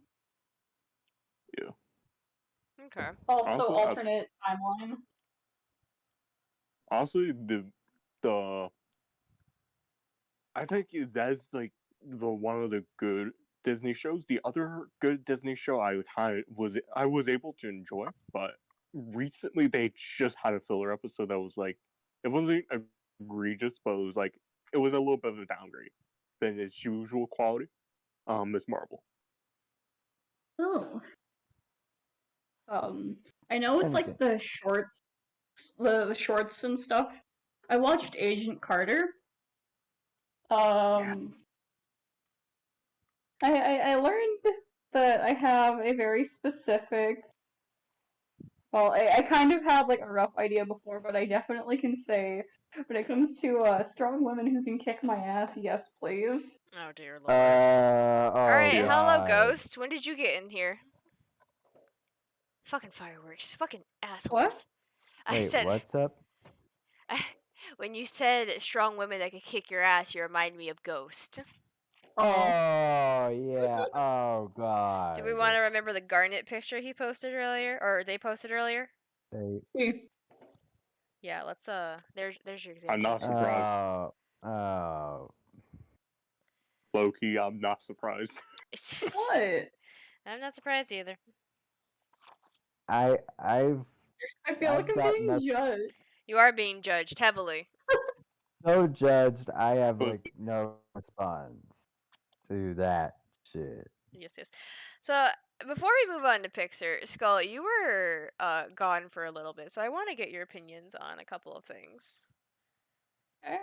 So in regards to Raptor's hatred of musicals, what do you think of Encanto? Did you see that one yet? I've seen it. It's definitely my top 3 favorites. Definitely one of my top 3. Any particular elements you liked about it? I don't know. I just like the overall like. I like the message. Musical I like the theater kind of story thing? and the. Another thing is like they really nailed it with like the style of the culture too. Yes. Yeah, again, you'll have to message me the name of that movie because I'm I sure if will you look forget. on Disney Plus, it's one of its featured. Yeah, it should be. It should Oh, be. I've forgotten the name until Popular. you brought it up again. Again, it should be on the featured page. Like it's one of Disney's like big things right now. Encanto. Like a lot of people love Encanto. Like holy Oh heck. yeah. Like Uh, I'm pretty sure there's 3 big animated movies right now. Are probably Encanto, Luca, and Onward. I was gonna say Turning Red because Turning Red's gotten a lot of traction. Oh yeah. There's your big 4 then. Yeah. I kind of forget about Turning Red. I watched it. I don't know. We'll get to that one in a little bit. So hold your thoughts on that. What about Zootopia? Honestly, I find it to be a really forgettable movie. Really? Ooh, I watched it ooh, once and don't remember anything about it other Oh than like the wow. bunny police ooh. Ruthless, do officer. you want to say something? I also think the plot is decent. It's just a matter of the. I also The the twist biggest villain. gripe with it is the The sheep. the twist villain. Yeah. Yeah, the sheep. But we've been over this, Like- but what are your thoughts on Skull saying it's a forgettable movie? Anything? Think about it. It's not like it really depends on what is. I honestly think it is very subjective with that front. Like, yes, it has some social commentary. It has a lot of commentary heavy shit. Well, That it's watered down it- for kids. is watered down, but like if you're like one of the adults, like you No, can yeah, if you're an objectively adult, see you're gonna see it. There's no question And about that. and even as like and if you were a kid, if I was when I was a kid, I sometimes forgot like some of it. I forgot like, but granted, when I was younger, I was exposed to more exposed more into that world. Therefore, I was able to see a little bit of that aspect, and I was like, yeah. Okay, that's fair. And So- I think it's a matter of preference, what you like How- in story. Go ahead, Raptor. Yeah, I was just gonna say, how the hell do you spell Encanto? Encanto. Isn't that like Encanto. Spanish or whatever? It is Spanish. I think it means enchantment, but I could be wrong. Oh, it starts Something with like an that. E. It I starts have with no an words. E. All that's right, why. so are we ready to move into Pixar? Is there anything else Disney related you guys want to talk about? What's your guys' opinions on 101 Dalmatians? It's okay. I think it's a decent movie, but I like granted the one other movie that kind of came off of it, Cruella. Cruella. I like it a lot more than that movie. All I gotta say is like it's an okay movie. It's not the first thing I would jump to watch, but like if it was on, I'd watch it. Yeah, yeah. If it like it's granted, Dalmatian is not a bad movie. I'm not saying it's a bad movie, but it's not groundbreaking. It's just good. Like I'll Yeah, say, like again, it's not the one you'd go to immediately to watch. It'd be like that thing that if it was on TV and you had nothing else better to do, you'd watch it, kind of thing, or at least I put it would on give in the it, background. yeah, I would give it Yeah. like a 5. Cruella is like a 6. If I was giving them like a 1 to 10 rating for each of those. Okay. Any other skull you wanted Valid. to ask about? Um, not really one I wanted to ask about, but I will say I definitely liked the Fox and the Hound when I was much younger. And then again, I I've always just never cared about that one personally. I don't know. It's not like one of my favorites, but it's definitely one that I watched a lot when I was younger. I don't know. I think it's just because when I was younger, I was like totally obsessed with foxes or something. That's all good. But I mean, it's in that same vein as what Lady and the Tramp is, but to be fair, Fox and the Hound does have some heavier messages versus Lady and the Tramp, because Lady and the Tramp is literally like that kind of slice of life kind of thing going on for it, whereas Fox and the Hound had some like heavier messages, of which I can't really recall because again, I haven't seen the movie and I don't remember much about it other than like the basic premise of it. But I do know like it's kind of in that same vein as Lady and the Tramp where it's very small and contained to a degree. But at the same time, like it differs where it has like the heavier messages, whereas Lady and the uh, Tramp is just so nice and light. valid, valid. Anything else from anyone? Or are we ready to move on to Pixar? I think we can go to Pixar. Pixar? Everyone? I know Rapture's waiting for this. Yeah. You know what? I'm actually gonna just ask this question. Go ahead. What is the least favorite Disney movie of all was you all like the least favorite movie from the whole Disney, and you can even include MCU. Well, I think Uh, the Black Cauldron would have to be my least favorite. It was a cool concept, but the people making the movie really lost sight of what they were doing, and just it was too big for what they had the budget for. Then the directors and stuff, there was not a lot of communication. It was pretty What dark could for a have been a Disney good movie? movie. Yeah, that too. It turned into a train wreck of a movie that could have been a lot better. Yeah. But I think a big problem is like because of the lack of communication between the people who are doing the editing and the animation and everything, a lot of really crucial bits of context for the story were cut out. That's fair. Yeah. Um, let me think here. I find a lot of Disney movies quite meh nowadays. Obviously I wouldn't really jump to watch the older Disney movies just cuz again, there's a certain taste to them that was more prevalent in their time than what would be palatable to a modern audiences. We're not going to look at some of those examples, but um, of the movies I have seen, I'd still say Endgame is my least favorite. It's probably the one I Be hate, to right be back. honest. Okay. Really? My Damn. research I'm is actually surprised that you like that's the one that you even if we're including the MCU, I thought it would be like maybe like one Disney movie that Well, might because be like I worse. said, I can tolerate a lot of Disney movies. I am very mad to a lot of it. Because, like, I can say I don't like movies like Moana or Tangled, but it's more of I get very bored watching them just because it's a very basic kind of premise, and I can appreciate what they're doing with it. I can appreciate the songs, but as a whole, they are very meh to me. But if we want to talk about ones I don't like, that would very easily be the end game. Like again, I like not really like, but I can appreciate the Infinity War and what it was. However, I don't like stories, whether it be in comics, books, TV shows, or movies. It does not matter. But anything regarding time travel is very hard to do. And when it's done Yeah. as a retcon, that's when I take the most issue with it. Because when it's things like, so I know, say for like Final Fantasy 13 2, they do use time travel a lot to try and fix the future. that one I can tolerate a little bit because it's events that have yet to actually take place in Sarah's timeline, but has taken place in Noel's timeline. So it's something that's a bit of a pass for me, just because they're not trying to rectify the past like what they're trying to do in Endgame. Because in Endgame, Yeah. they're presented that kind of opportunity to try and attempt time travel if they can figure it out to change the past because they can't modify their future. Because of that, I don't like it. And that's Yeah. always something I'm gonna hate. Like even in Miraculous Ladybug, like I can tolerate a lot in that show, but when it came to things like Chat Blanc, like the episode overall was decent, but I don't like the idea of time travel, especially when it's to erase an event that just happened essentially that could lead to potential harmful effects. Like just some things like that just have to happen. That's just part of life. You can't always undo events no matter how much you want to. Just like to bring someone back or to like just again prevent something disastrous from happening.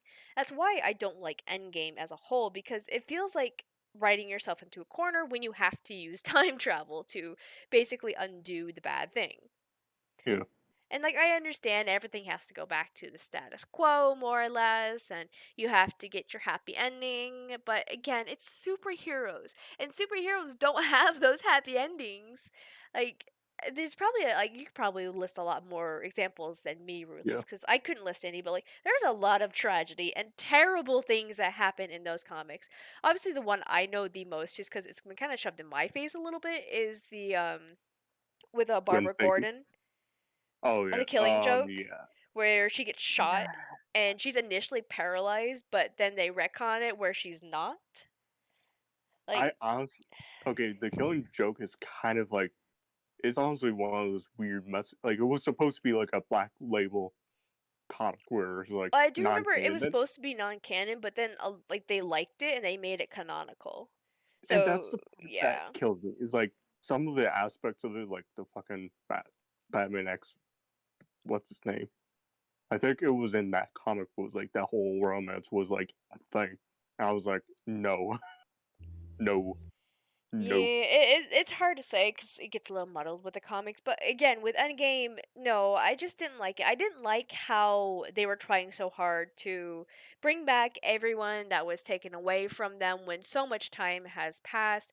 And the fact that there were people who gladly accepted their circumstances now and had moved on and had found like happy lives were more or less forced to give that up just so everyone else could be happy. And I don't know. I just don't like it. I especially feel bad for Tony since he suffered the Yeah, most, in my opinion, because Yeah, it was because of him they were able to go back in time. He had to give up the family that he had then, and like he was happy. You could tell he was happy. He had a wife that loved him. He had a little daughter, right? I think it was a daughter. yeah. yeah. Okay, I that's was what I actually thought. about to. Oh, Mhm. yeah. I was actually about to say I understand where you're coming from with Endgame, and I was about to bring up Tony Stark specifically. Like he actually seemed really happy. Yeah, he had a wife and yes, a daughter. But then He had like like they approach him and they're like, "Hey, you're the only one that can do this. Like, can you help us out?" And like initially he doesn't want to, but then he like starts obsessing over it and he's like, "I've got to do this." And I'm just like, "No, you don't. You have a happy life. Like don't let them ruin your happiness." And like I understand you have to sacrifice yourself for the like fate of many, but at the same time like is it worth it? You honestly have to ask yourself sometimes, is it worth it sacrificing Yeah. what you have for the fate of the many who don't even fucking give a damn about you more than often than not? Like, let's not even forget about Civil War and how all that happened and how, Okay, like, everyone was so ready to turn on them. I will say this, and this is me now gonna like somewhat shit on like some like the major comics. Some of the shit just doesn't make sense. Like if they honestly just like the first Civil War in the comics, it was understandable, and then the House of like, and then we had like this whole like during the Civil War there was like a fuck ton of just the comics just being changed up majorly with the death of like just genocide of the X-Men, not X-Men but the mutants, and like the whole Odysseus something. Odysseus and them like the Inhumans and the main heroes are just clashing without even talking with each other, hashing it out. And this is where I kind of have a problem with like the main comics, and this is why the comics can get really fucking messy. Granted, I love I love the comics, but it's just messy And see, like, when I can give a pass to the comics just because, again, it's the comics. You're going to have a lot of people coming in yeah and changing things. It's going to exchange from different writers and everything. So I can understand that. I mean, I used to really love these Sonic the Hedgehog comics that were published by Archie Comics.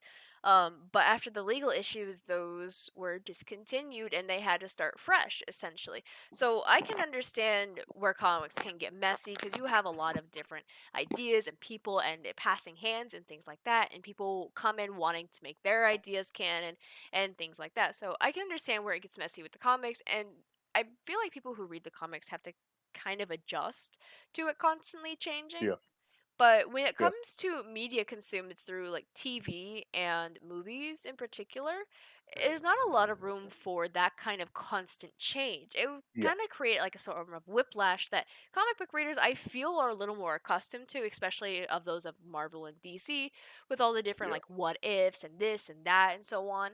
So it just makes things a little bit more messier when you decide on a single timeline. It's kind of the same way with the sequels with Star Wars, just because there were so many different paths that I believe George Lucas wrote about that they could have taken, and whichever one they made was going to essentially become like canon. I say in quotes. So like it can get very messy in a sense. Like you just kind of have to like be careful. I guess is a better way to put it. and also one thing I have to point out, the multiverse of the fucking whole MCU is such a fucking mess. Like the rules are That so too. inconsistent. That too, Like because gotta take in the multiverse and like which timeline is this? What world is this? Like what happened here? What didn't happen here? And things like that. Like I kind of do have to agree because even the Sonic the Hedgehog comics did introduce like the multiverse thing going on, just so they could have like an evil Sonic and like so many different variations of Sonic. It's kind of where like the Sonic X comics came into play because it was a different universe. It was like part of the multiverse of Sonics. So I see. yeah, so like I understand that because it was introduced in the Sonic the Hedgehog comics too. Because you had the main Sonic the Hedgehog series, which was like the main standing ones. Then you had Sonic X come in a little bit later, which was just like off, like not really off brand, but like a different universe. And then you had in the main series, you had like all the different Sonics. You had Sonic the Zone Cop, which was obviously their universes. And then the big reoccurring one was Evil Sonic, Anti Sonic, or like Scourge, as he became known in later in the comics. So no, yeah, I understand that, but again, like going back to Disney's MCU, it's why you have to be careful with the comics and what you choose to make canon essentially, because it's what becomes canon to those who don't read the comics. And for someone who doesn't necessarily read the comics but knows a little bit about them, I don't like this of the end game just because again, I don't like time travel in this kind of sense where you go back to change the past to prevent like bad things from happening. And again, there are exceptions. Like I said, with Final Fantasy 13-2, I can make an exception there because you're both changing the past and changing the future. It just depends on which perspective you're looking at. And not to mention, you actively have like a god of chaos getting in the way. So it's like, okay, I can understand that one. It's a little different.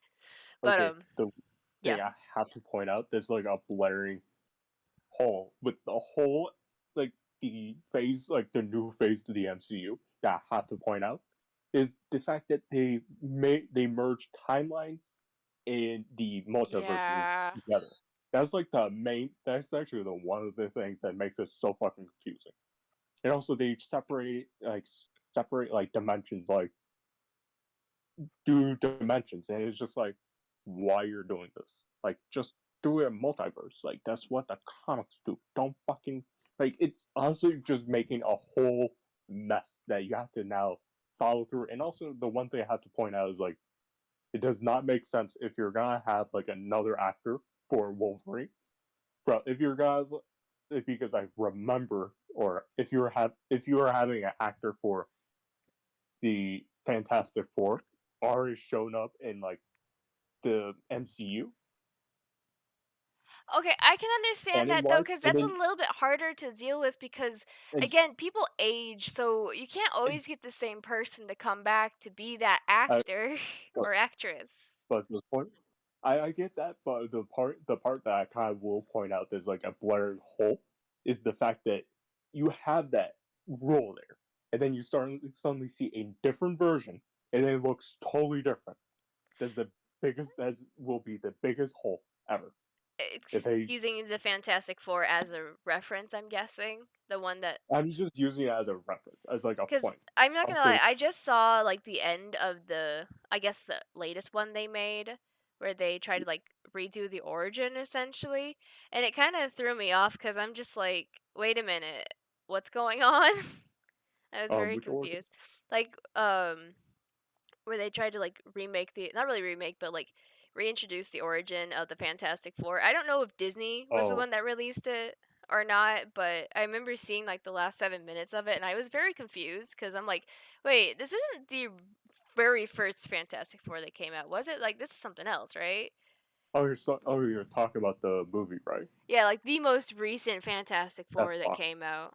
That was Fox. Yeah, So wait, was it before Disney got Marvel Studios? Wait, no, it it's can't. before. It's way before when Disney had Fox. So, okay, I need to look something up because I'm a little It is. confused. It is a very messy. It is very messy when, like, yeah. Like if you're gonna make a time, like you genuinely have to like go on YouTube to get like a timeline. That's another problem I have, and that's why I kind of like the Boys universe. Granted, it's very dark, and I even like the indie comics because it just contains. And this is another problem I have. Now I might get into the comic tangent. Is it okay if I ask you guys what the heck we're talking about? Nope. I've been lost for the last 5 minutes We're at least. talking Yeah. about, like, just issues on, Yeah, I've been lost for about just as long as well. It's okay. We're just, kind of, like, talking about how the comics get a little messy. Whenever like you try to like go with like how the MCU is choosing like you have to choose which one of the like stories and things like that from the comics and which faithful adaptation you want to do essentially and how it gets a little messy. Yeah, Because I was talking about how I don't like Endgame as a whole because when Ruthless asked like which of the Disney movies including MCU we hated essentially or just like hated or didn't like with a passion, not necessarily hated, I was quick to say Endgame because I just don't like what they did with Endgame.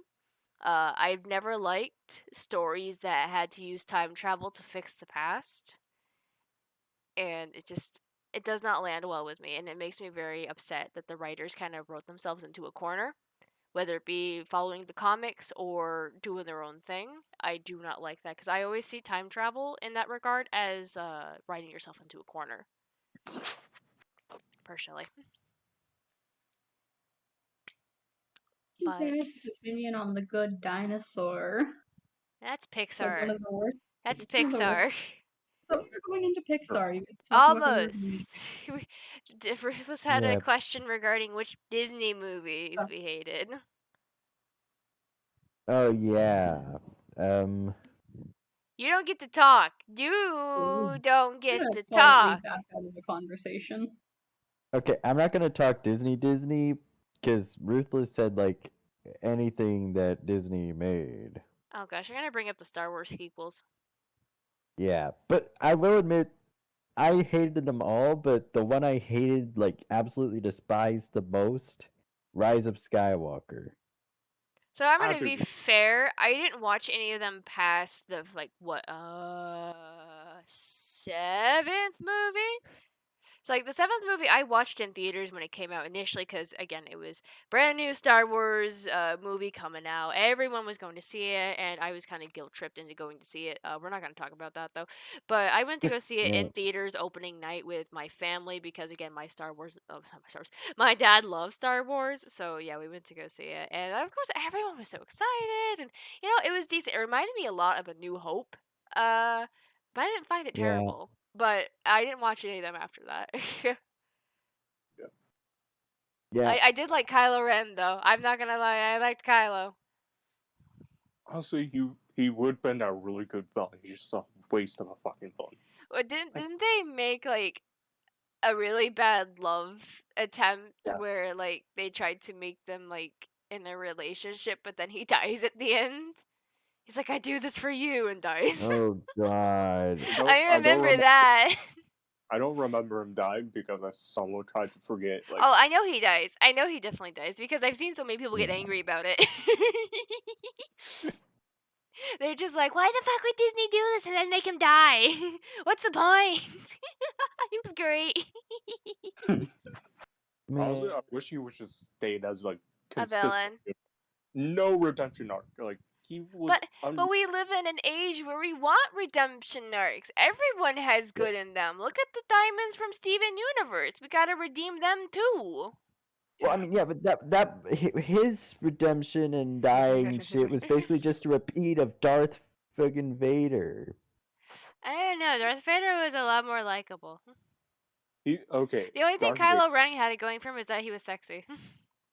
honestly, I can see that, but honestly, I think the design of his helmet, even his clothing, dope as fuck.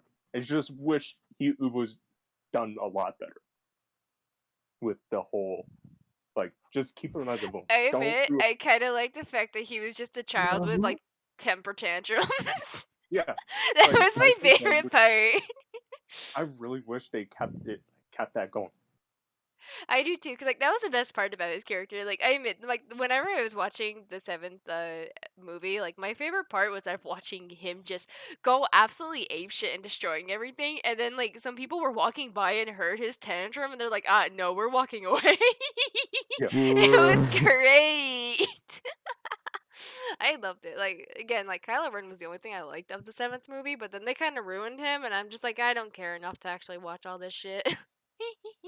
Ray was Yeah. like, I honestly think Ray was done dirty. Like the I actors feel like was Ray was a block of like wood. A lot of reasons why I won't watch the new Mulan movie, the 2021. The reason yeah. why I won't watch that one because like the actress I don't. seems like a block of wood. Just so you know, not there. I think Ray was done dirty overall. Like, I think there could have been something, and also the one thing that bogged my fucking mind, and like the one thing I remember from the one thing that was bothering me from Rise of Skywalker is the fact that like there was no different suit design, like no different design for the specific movie. When it's Star Wars, it's like the merchandising franchise. Like, Why is that your bruh, biggest concern? no, it's not big as the is like one of the things that was like blaring. There's like kind of like, okay, this is boring. And it doesn't really bother me too much, but like I don't know. I feel like the story could have been a lot better, and Yeah, they could have kept Yeah, it Kylo really the way could he have. was. Like, cause the seventh movie was actually decent, but then the yeah. eighth and ninth movies weren't really like what people expected, and I didn't even want to watch the eighth movie, so I'm just like, whatever. I was gonna say, What I hated the most about how they about the not only had they like basically killed off all the original characters, but also pretty much just ruined their characters before killing them off. I mean, to be fair, people do change throughout their lives, so like it doesn't really bother me too much, and you can't get really too upset with one of them because like with Leia and her actress, like she actually died IRL. So like you can't really work around Yeah. death, and I do feel bad for that because they actually did have to change up the ninth movie because she was gonna have such a big role in it, but after her death, like yeah. They had to Yeah, like do a quick rewrite and everything, and like that's always messy. That is always a very messy thing to do. Like have to I deal do with. understand. I do understand Leia's case because yeah, her actress Carrie Fisher died before Like they finishing the finished. movie, yeah. Yeah, even though I will say, even in that movie, she still could like you could still remove her at like 100% instead of like to do the whole ghost NPC dialogue. Like, Well, they had to kind of like make it sense to like the actual Star Wars universe, which I can understand that, which I don't fault them for that. Like trying to like keep something of the old movie and like the whole ghost thing because you had that as a big part in like the original trilogy when you had like Obi-Wan and then Yoda as like the oh, guiding force ghost and I'm talking whatnot. about like the dialogue, like ghost NPC dialogue, I don't mind that so much. and I'm talking about like it does not look like a ghost, but it just gives like the same line like previously. I don't know how to describe it better, but I mean, if eh. Again, it Honestly, doesn't sound more too than bad. when there was like one person, like one actor is trying to do her best on like with the script that she got or him. I'm trying to remember which one. But let's let's move on to Pixar. We've had quite a fun run with Disney. I could actually go on for Star That's Wars the problem. about That's why Star we're Wars stopping sequels right like now. all night. Star Yeah, Wars we should is probably going to stop. be Yeah. a different whole subject because that's a whole can of worms right there. All right. Yeah, especially the sequels. Fuck the sequels. Moving on. Exactly. Can we So, move on now, please? I'm starting to feel like I'm not really needed here right now for hey, this. you're Raptor this time around. Oh, Oh, I'm that's kind great. of God. a person.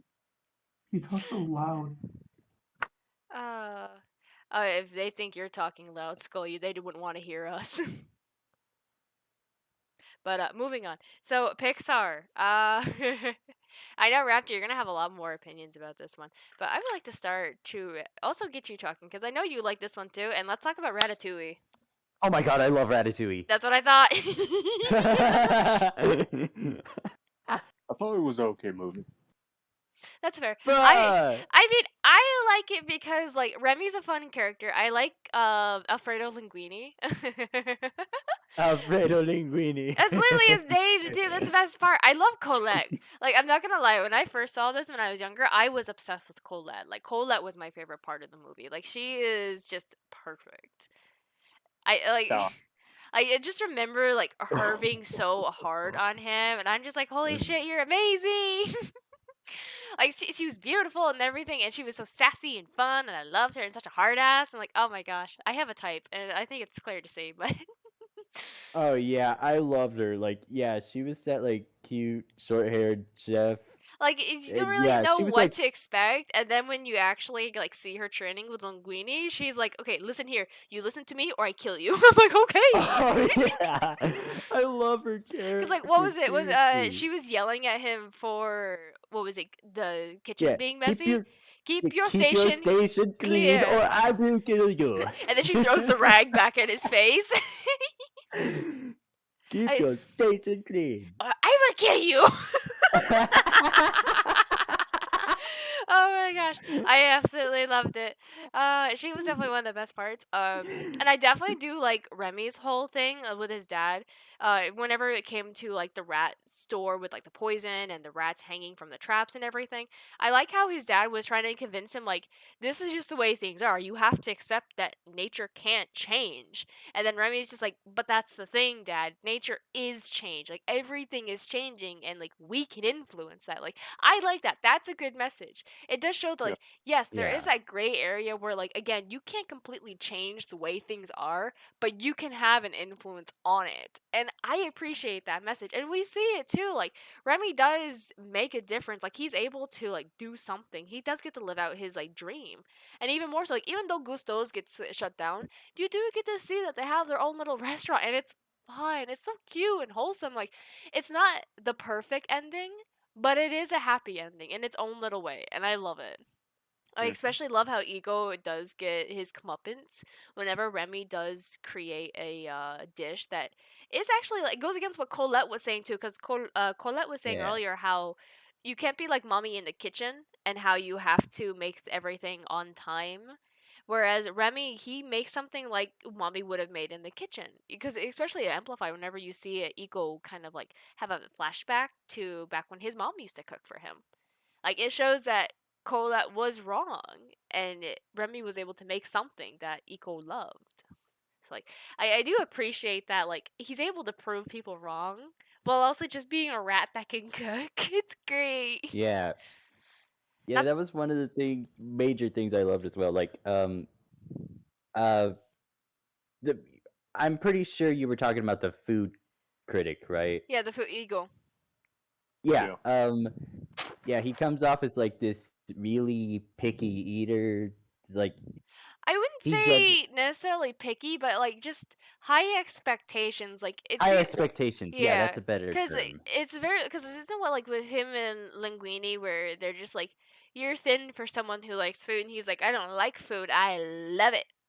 It's like I'd say it's like Yeah, he has a very high expectation of what fine dining is, and that's kind of fair considering he is like a top food critic who does indeed kind of like review these kind of restaurants like Gusto's that is that high fine dining.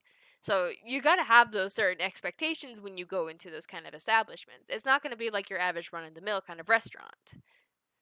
So like it's kind of fair that he'd have those kind of expectations. yeah, and honestly, I actually like the scene at the end where yeah, Remy like impressed him. Someone with as high expectations as him. It's like with like a simple stew that yeah, mama would have made at home. But again, not making it at home is something made in a kitchen with all the love in the Yeah, world.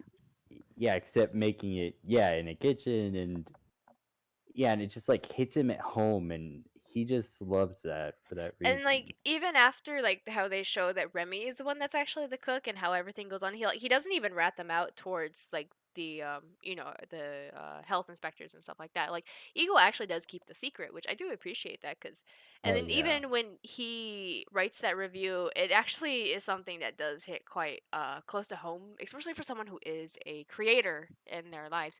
How even though like people can say these things about our work and how we do cling to what other people say about our work because we want people to like it. We want people to have a good opinion of what we made and people to like it. But ultimately, how we feel about it is more important than what someone else would say about it. But your Yeah, opinion's always exactly. appreciated. And Yeah, like like as an artist in general, yeah, you want to.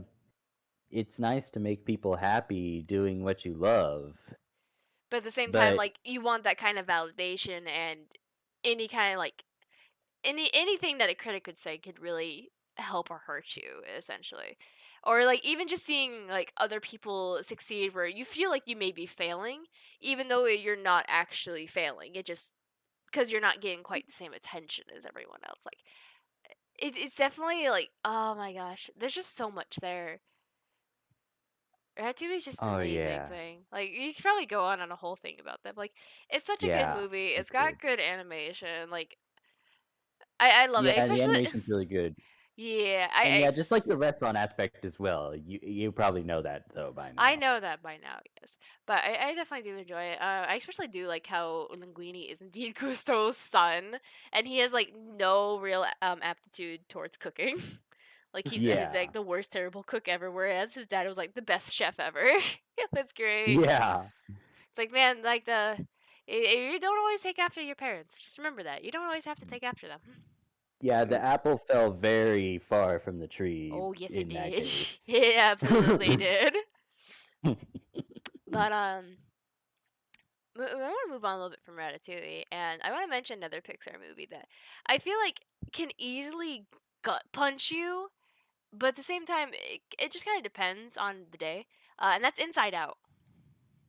I absolutely hate Inside Out. I find it to be Really? incredibly annoying. Mm, I have mixed feelings. Oh yeah, my it's kind of the same gosh. with me. Kind of mixed feelings on Inside Out as well. Okay, If so To be fair though, it was like really overplayed on we I don't know what you guys have for like channels for kids or whatever, but we have have this channel in Canada called YTV, and it's just like every other weekend after the movie came out for like I don't even know how long. Basically, it was Oh, played. who watches TV anymore? Or even It's, back when it came Yeah, out? Like, I'll be honest, I never even watched TV when it came out. yeah, neither did I. It was either video games or sometimes streaming services. Or more like YouTube. Or Okay, YouTube. well, like at the time, my family couldn't exactly afford streaming services, which is why we had TV. And it was like cable too, so there was like no other options really. We had like maybe 20 channels we could watch. But even then, video games and YouTube.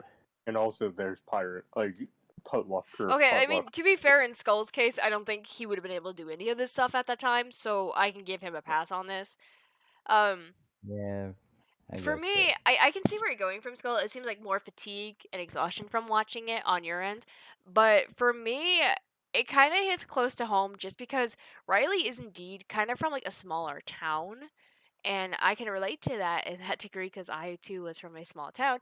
And seeing her move from that small, cozy community to a place that is very foreign and strange, like a big city. Like I never moved to a place like obviously like San Francisco. Essentially, like it'd be like me moving to Chicago at this point or at that point in my life. But no, it was still moving to a city, and that's still a big change. Then you have to live with leaving your friends and possibly those connections behind and everything changing. You go to a new school and like it's very hard. Yeah. And I feel like people who have more lived that life can really understand. And just seeing like the emotions on display too was also very nice. And the final message in the end is probably what gets me the most is it's okay to be sad. It's Yeah, something I feel like as a whole we don't haven't really accepted as a society is that we feel the need to always be happy and we just don't let ourselves be sad enough times and it's something that we do indeed need to feel in order to feel better. Yeah, And I I do definitely appreciate understand that. that message in Inside Out, especially when you see joy and sadness, the memories that were once very joyous and made Riley happy, but they're now just sad memories. So, and then you see the little ball that's like blue and yellow, and you're like, oh my goodness! And it's just, it restores everything because like all the memories that were old are now also like happy again, but they're sad, and it's just, it's a good movie for what it is, and I love it. It's like a fun little trip. I wouldn't always watch it, but I do enjoy it. I will also say that the music has evoked such a strong emotional impact with it that every time I hear the music, I start crying. I'm Oh, not gonna lie. Like every time I hear the intro song for it, like just that gentle little piece, I just start crying. I'm just like, nope, I know what I'm in for. So no, yeah, I do like Inside Out. Just because I understand Riley's struggle. I love the message of it's okay to be sad. You need to feel these emotions to feel better. And as someone who does deal with not physical, emotional exhaustion, if I don't allow myself to feel, that's a very powerful message and a good reminder to like everyone. Like allow yourself to feel. It's okay to feel, and it's better to feel instead of bottling. Because if you bottle, you're just gonna hurt yourself. Just ask me. But anyone else have any thoughts? Mm, not on Inside Out, no. Nope. No well, one. I will say this: the reason why I feel mixed feelings. I had many of my friends. Like, I had one of my closer friends get to have me watch that movie so many times because they were just obsessed with it, and also they had like some personal problems. I was like that guy that was like kind of easy to sway. I was like, okay, fine. I was So you going, were the sucker. yeah, I was the sucker. Like, I was a sucker, and like the, I think it was like, I think, but at that time, so I was like, fine. Now I just fit. Now it really depends on my mood when I watch it. But I'll say it's the ending is like something that I really like. That's something that I 100% think movies should be fine with, and media in general should be fine with doing. Yeah.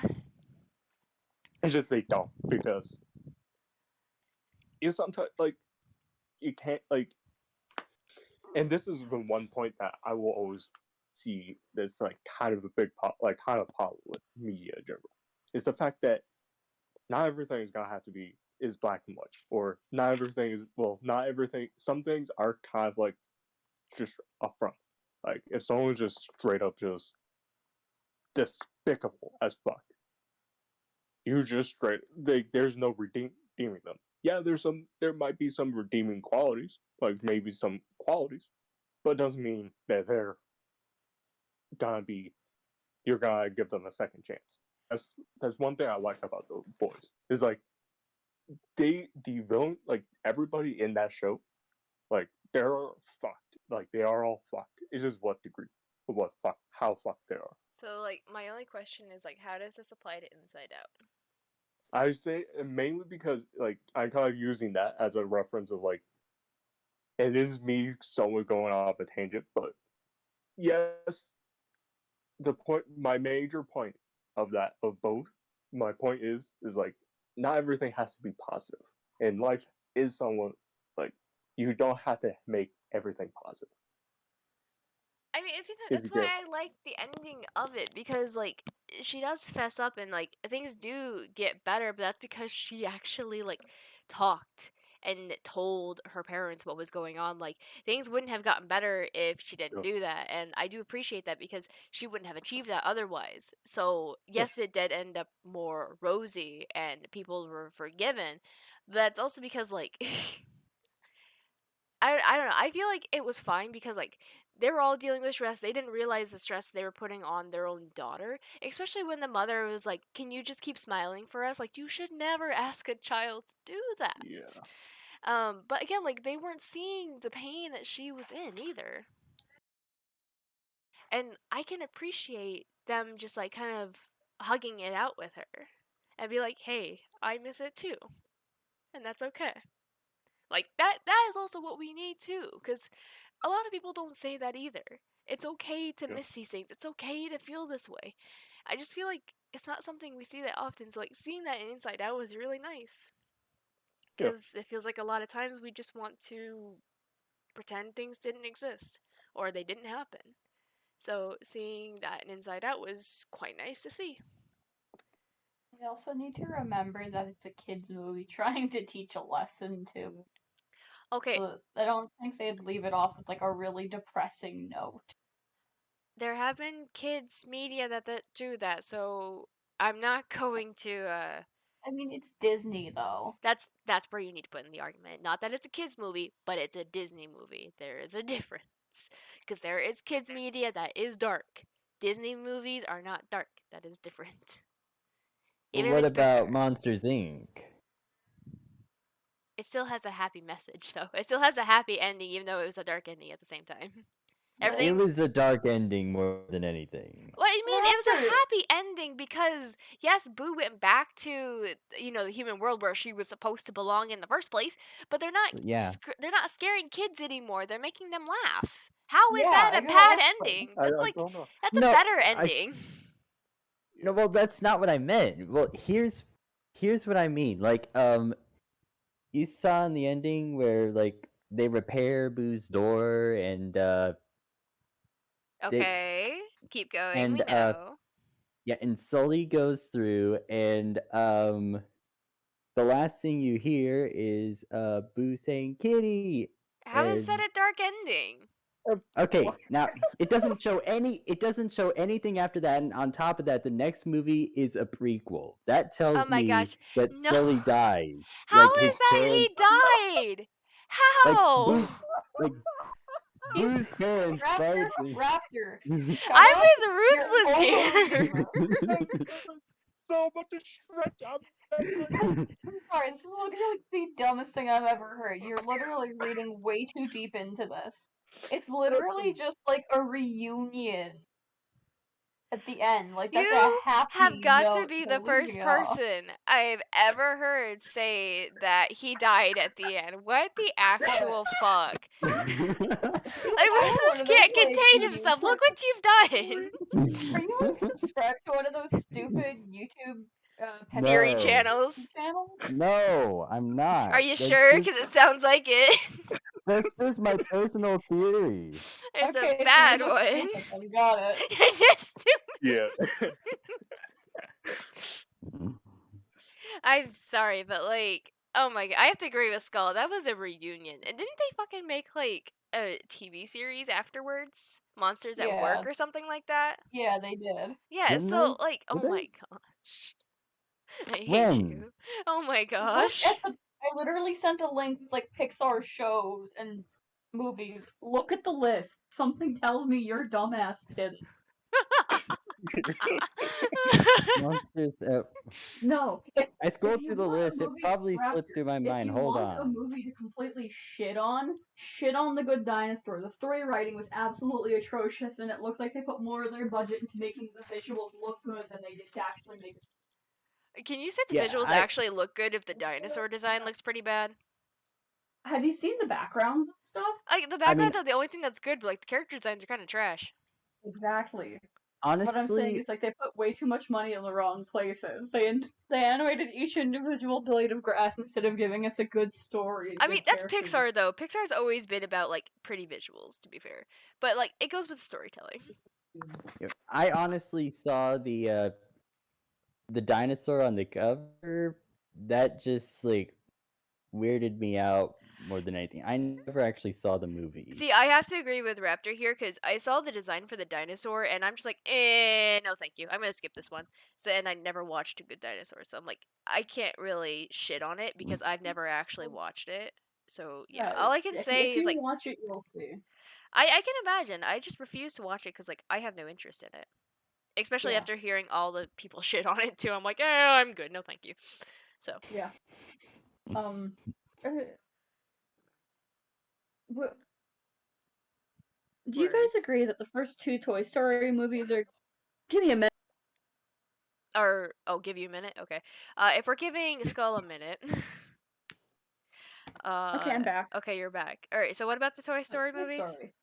First two movies were good, but I personally find that everything like the animated shorts and literally everything after the second movie just didn't need to be done.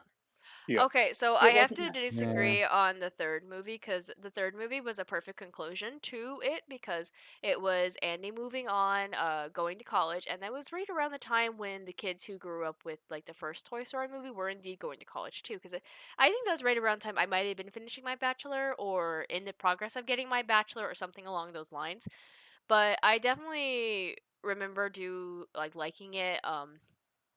I felt like them getting mixed up and being donated to a daycare was good. Them being able to be used by other kids, but then being misused, and it being like almost like a concentration camp because of like Lotso. It was Yeah. quite interesting. Yeah. I was kind of sad that Bo Peep was gone because I did like her. Yeah, that was something I liked about the fourth movie, how I never watched the fourth I one to will be admit, honest. I stopped yeah. at the third one just because it felt like the perfect conclusion to the trilogy. I know Yeah, I the thought so too, but then I saw the fourth one like with Woody and Bo Peep. well, here's the thing. The fourth one is an end to Woody's story, and him Yeah. learning to let go and live a new life. That it doesn't always have to be about the kid, because Bonnie doesn't Yeah. really care about him, and he's got to learn to live his own life, even if like that means being away from a kid. To that, I can respect that one. But for the trilogy of like Andy's story, more or less, I feel like the third one does really good, and I do appreciate that. I also do I also did like find the fiery pit very disturbing, and it does cause a little existential dread, especially as they're all just like accepting their fate. I'm like, oh, oh, oh, here we go. Oh, the fiery pit. Yeah, but Yeah. I do like the ending of Toy Story 3 because it hits hard with nostalgia and everything, and growing up and moving on and things like that. Where you see Andy kind of reminisce and all that. And it was really cute, and I liked it. And I'm gonna start crying. So, oh, I love Pixar. It does this to Yeah, me. that scene was precious though. Like, Oh my gosh, the so long partner. Oh my gosh, I fucking bawled my eyes out. Even just trying to talk about it's making me cry. So.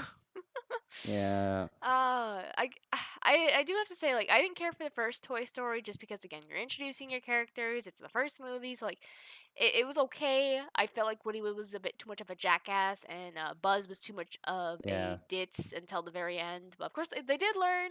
I'll give them that. But like, I didn't care for the first one. It was also felt very scary with Sid and his Yeah. House of Horrors. Honestly though, I really like the end where like they just scare Sid shitless. That's still I still didn't like it because of all like the horror creations, but it's why I don't like the first movie just because of like Sid's House of Horror.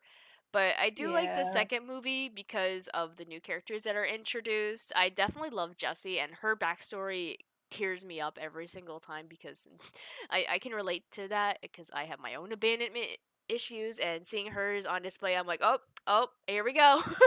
Gonna start crying. Thanks, Pixar. Every time too, without fail. Like, and then they add that song too, and I'm like, "What are you trying to make me cry, Pixar? Because clearly you're trying, and it's working, and I don't like you right now. We're not friends." But I can appreciate the Toy Story trilogy, for what it is for like Andy's story and him moving on, and also just Woody's whole thing about being a toy and his like friendships with everyone else and things like that. So I can appreciate that. And then for the fourth movie, even though I haven't seen it, I can appreciate the message of not living for a kid and just being your own kind of person. It's like, yeah, I can understand that. What about you guys? I I mean, mean, I just by really like bringing it up, I Wally. already mentioned my Yeah, take on you this. already mentioned yours. What about you, Ruthless? Shit. I try to remember which one. The one that really actually Wally I did like. I really that's Yeah, one movie that It's I good. remember Wally was when it cute. gets yeah. I yeah just mentioned Wally. Oh, you did. You did? Yeah, yeah but yeah that actually listen. kind of gave me the reminder. I don't I'm remember sorry, I don't that. pay attention to a lot of what you say, Raptor. Especially when you're giving us fan theories about Sully dying. Yeah. Yeah, that's Dude, like so much of fucking reach. That's like like, I'm come on, you sorry. can't convince me. Yes, we can. It's a reunion. Do you not see how happy that fucker was at the end? also like Well, what? I That's have like to come on. agree. what? Like, wouldn't you think that he'd leave by the time that her parents showed up? He was still Yeah. in the fucking door. And, like, to be honest, I I mean, think he could take a couple of humans. Yeah. Hmm. I mean, if you really wanted, like, a death theory, like, literally just the entire banishment scene where they're, like, trying to get back and they're going through all the different doors. That would be more likely to kill them than the actual, like, final scene. Yeah. I yeah, really don't think they're gonna do it in a Pixar movie. Of course they Yeah. wouldn't.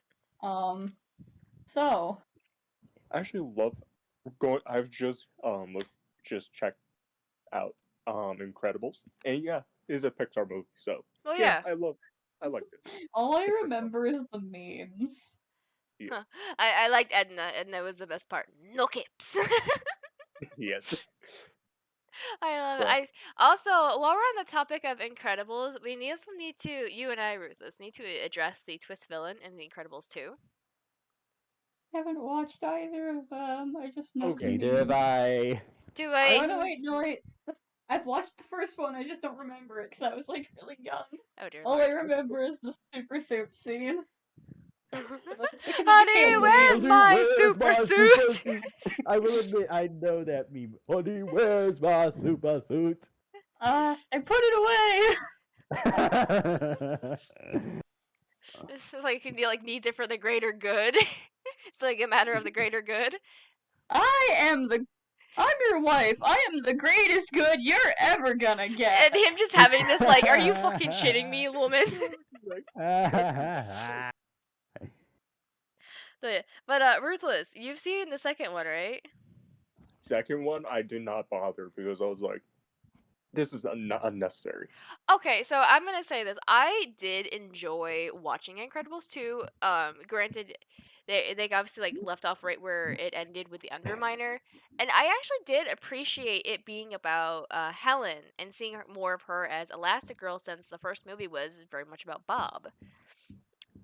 And it was actually Yeah. quite fun seeing her in action and seeing just how she was as a superhero, and that she hasn't really lost any of it either. And then seeing Bob try and be like the stay-at-home husband, Mr. Mom, essentially, and it was fun. It was a good Yeah. thing to see. Obviously, I felt like there's a bit of a retcon with them knowing that Jack has powers, because I'm pretty sure that they were hinted at that they Yeah. knew. Obviously, they didn't know what type of powers he had, but they knew he had powers. So like, it was a little weird when they're like, "Oh, you have powers," and it's like, I thought you guys knew this. Um, Yeah. yeah. Yeah. So, but one thing a lot of people take issue with is the twist villain, which I didn't even see an issue with her when she made herself known, because she was there throughout the entire movie. Like, she was always in the shadow compared to her brother, who was always in the light. She was the more tech person too, which kind of should have been a tip off right off the bat, considering how Screenslaver was always using technology to enslave people. I'm like, that should have been a bit of a tip off, personally, to me. Kid, Um, who? The first the name that you a said? screenslaver or screen Screensaver. slaver or something like that. Something I like like that. I like the pun. Oh my I gosh. like the tech pun in the nickname. Oh, Yeah, you're I talking get. about Yeah. I like Syndrome, it. the first villain of No, the I'm movie, right? talking about the second movie. Oh, okay. Why do you think they asked about the second movie, Ruthless? No, I thought it was like connected to No, that villain. I was talking about the second movie with the guy's sister. Not Syndrome. Syndrome died at the end. Yeah, I know Syndrome died. I was like, oh, they. No, I'm For a talking minute, I about was Incredibles confused. 2 and how it has its own twist villain with the guy's sister and how everyone calls him a red herring. But I'm gonna be honest, when I saw it, I didn't see him as a red herring villain. I just saw him as a guy that was genuinely enthusiastic about superheroes. So it always kind of bothered me people called him a red herring. Um, Yeah. Especially when, to me, the red herring was actually the guy that she used to pose as a screenslaver. But it turned out like she was the villain in the end, because her goal was to make supers illegal forever. And people have a lot of issue with this because they're already illegal, and they didn't see a point in her making them legal only for her then to be made illegal again. But the thing is, like, if you want to get rid of something forever, you have to scar and traumatize everyone. It's not enough for them to be a minor inconvenience where you're going to outlaw them because they cause a lot of property damage. 1 second.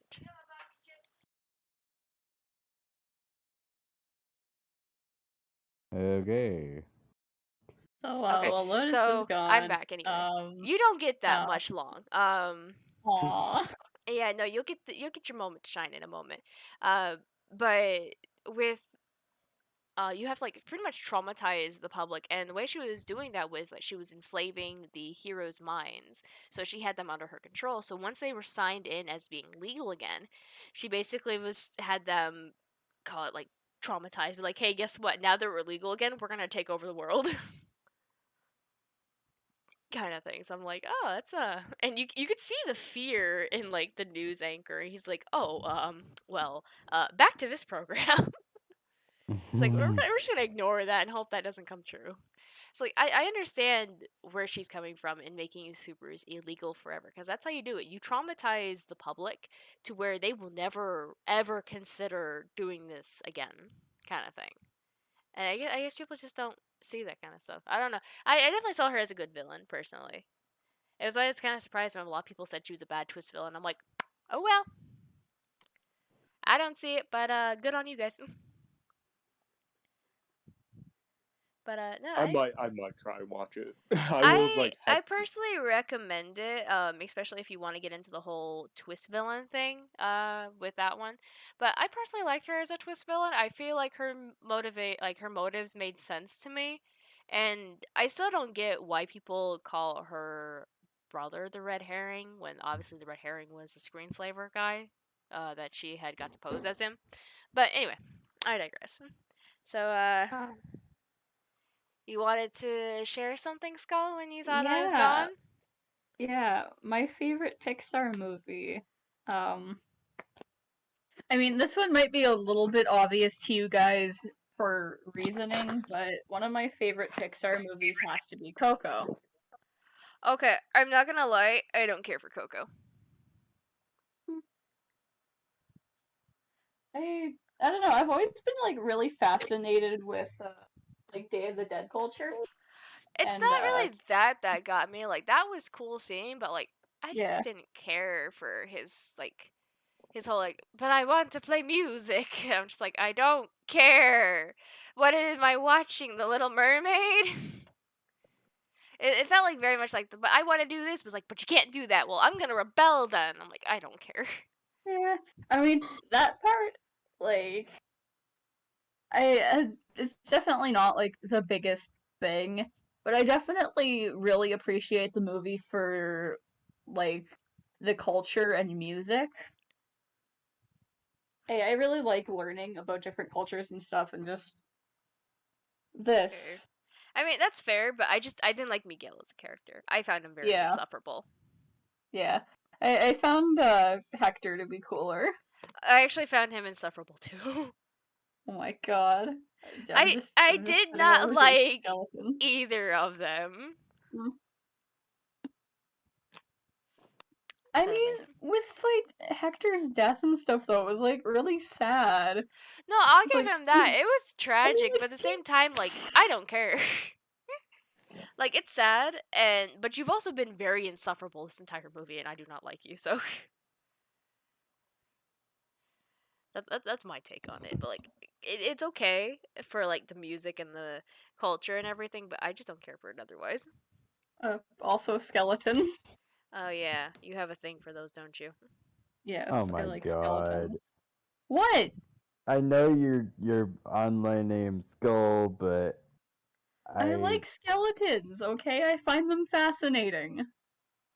um what level of fascinating are we talking about Raptor, here? do you Like have any What? room to talk? Raptor, do you have any room to talk when you literally paid me to draw you your dinosaur OC?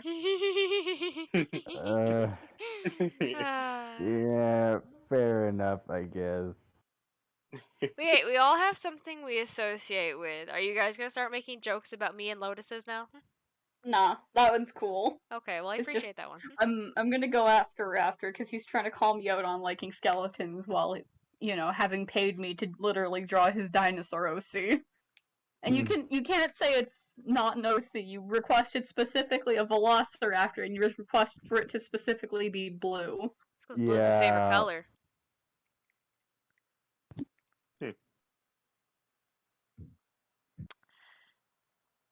So, who has the next Pixar movie to talk about? Because if none of you guys do, I definitely do. What about Uh, Wally? All right, Wally. It was okay movie. Yeah. It was cute. I yeah. love Wally. Like, I mean, a minor detail that I appreciated, like, it's like the plot of the movie, like set in the future where Earth's uninhabitable. Because we I destroyed kind it. of, I kind of thought that was creative on Pixar's part, but what I appreciated the most, really, was like, Was it the cockroach? The cockroach. no, it wasn't. It wasn't the That's cockroach. I love. It wasn't the cockroach. It was the bond between Wally and Eva. fuck, Eva. Yes, like So you basically like Wally's. how like two robots were able to fall in love, whereas like the humans were more robotic than the actual robots. Yeah, exactly. Like Wally was just, like programmed to like help clean up and stuff. Like, but when Eva came in, like it's like they were almost meant to be. Like they were. He finally got to experience love, and I just have a thing for like romances like that. To be fair, he kind of broke free from his program a long time ago. You can kind of see hints Yeah. of that with the way that he was collecting stuff. And you could see the hints that he Yeah. wanted to experience the human emotions even before Eva. Eva just gave him an outlet to do so. It was more Eva Yeah, learning how to exactly. not be so robotic and like stick to her directive essentially, and then her learning to like love him in return. Yeah, that's what I meant. One of my favorite scenes from the movie definitely has to be the one where like he goes through the entire process like fixing himself or whatever. Uh-huh. Just that. I don't know. I find something interesting in it.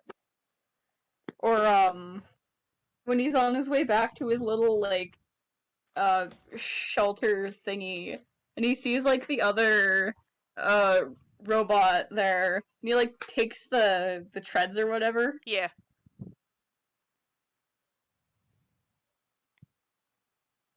And I just find it entertaining. Okay. No judge here. Anything else on Wally, guys? Hello? I Have you guys heard the But cannibalism theory? Oh my gosh. Are we getting into another theory of like what on the level of raptors Sully dies at the end? okay, No, this one there's actually what? like somewhat decent explanation for like there's somewhat well explained backing. I'm not gonna get into it here, but Okay. like No, there I is know. I want to actual hear like your reasoning. reasoning. I want to hear your I want to reasoning. hear Just your like reasoning. of think course about reading it. Think conspiracy about theories. it though. There's no elderly people, right? The fact that they've been up in space for so long and they only had food for like X amount of time, and like everyone seems to be around the same age roughly. I mean, honestly, my Mention that it's been personal like proven. Not to mention that it's been proven by like actual cannibals that it's really easy to get human meat to taste like other things. Oh. honestly, my personal theory with that, everyone being around the same age and all that, my theory was that like technology has evolved like so much that it kind of just like stopped the aging process. How do you explain their food though, Raptor? Where did they get it if they've been in space for so long and Earth is uninhabitable? The ship wasn't designed to like garden and stuff. Okay, If they I'm were able gonna to garden up there, wouldn't you think that they would have been able to like go back and they wouldn't have made such a big deal about the plant or whatever? I see. I can see that. I can see it, but at the same time, like I'm like man on the conspiracy theory shit with the movie. Like, unless it's like, well, I'm not like super heavy theory, but yeah, I can see it.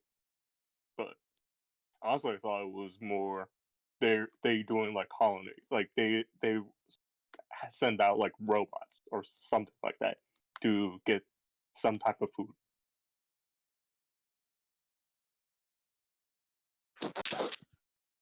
Again, that just with the way the Earth is, that wouldn't make sense. Oh, it's not Earth. It's other planets.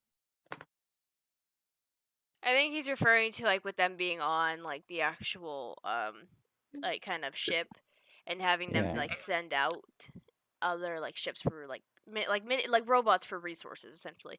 Kind of like Yeah, how they were doing with Earth sending out the robots and things like that. yeah. I kind of see that more. That being more likely. Alright. Especially since in the beginning we do see robots return from like Earth, so we have no idea like if they might have actually sent them to other planets to get resources to actually make the food. So like you never know. Because like if they're advanced enough to have robots, I'm pretty sure they're smart enough to know to send the robots out to get more food. Yeah, I'm pretty sure. Yeah, I find that theory a lot more likely. Like they got food and stuff from like other planets. Hey, at least my theory has more like actual backing than yours did, Raptor. Oh dear Yeah. lord. Okay, okay, okay, okay. I Okay, think on to a new topic. yes, on What to do a you new guys think of topic. Onward? I haven't watched it yet. Oh my god. Yeah, I know. You keep asking me to watch it, but I haven't watched it. Think of this as my Yeah. retaliation to you not watching Pirates. No, it's fine. You watch Onward, I'll watch the first Pirates movie. Deal. Or try to. No, there is no try. You will. Hunter? Do I'll or do start it. not. I'll There is start no it try. tomorrow. Raptor, shut up. You haven't watched them either. Yeah, but I just had to make that joke when Lotus said there is no try. You don't have any room to be sassing me if you haven't watched them either. So Yeah, shut I up. know. I just had to I joke and I had to make it. Look, there is no can or a can't. There's some things in life you just do. All right. I'll start watching it tomorrow. That's I'll what I start thought. watching it tomorrow. Yeah, that's what I thought. And I'll start watching Onward tomorrow. All right. Good. Now Good. move on. For those who have seen Onward, what are your thoughts on it? Um, it's definitely my favorite of the few I've talked about. Okay. Um, I genuinely appreciate the fact that they worked with Wizards of the Coast to get the whole like fantasy setting down. Oh, that's cool. Yeah. I'm pretty sure I've seen a card or board game or whatever, and I think they might have worked with Wizards of the Coast to make that as well. Okay. Because one of the two brothers was like really obsessed with what is essentially like a Dungeons and Dragons-esque game, but in their world it's like based on actual historical events, Okay. not like fantasy. Rest for us would be yeah. Yeah. Yeah. Mm. I really like the world setting and the adventure. Just it's great. Anything else, Skull? 'Cause I think you're the only one who's actually seen it. Yeah, I haven't seen Um, it. I've never even heard of it. Yeah, so you're the only one who's actually seen it. um, it's not like I don't know. One thing I do know for a fact though is like a lot of people when they found out it was a Disney movie, like a Disney slash Pixar movie, were like genuinely shocked. A Why? lot of people when they saw the trailer and stuff thought it was a DreamWorks movie. Oh wow. Yeah, and then they found out it was Disney and they were like, "Whoa." Like pleasantly surprised at the fact that it was like really good. You know, I think people had the same reaction to Turning Red as well. Yeah. Yeah.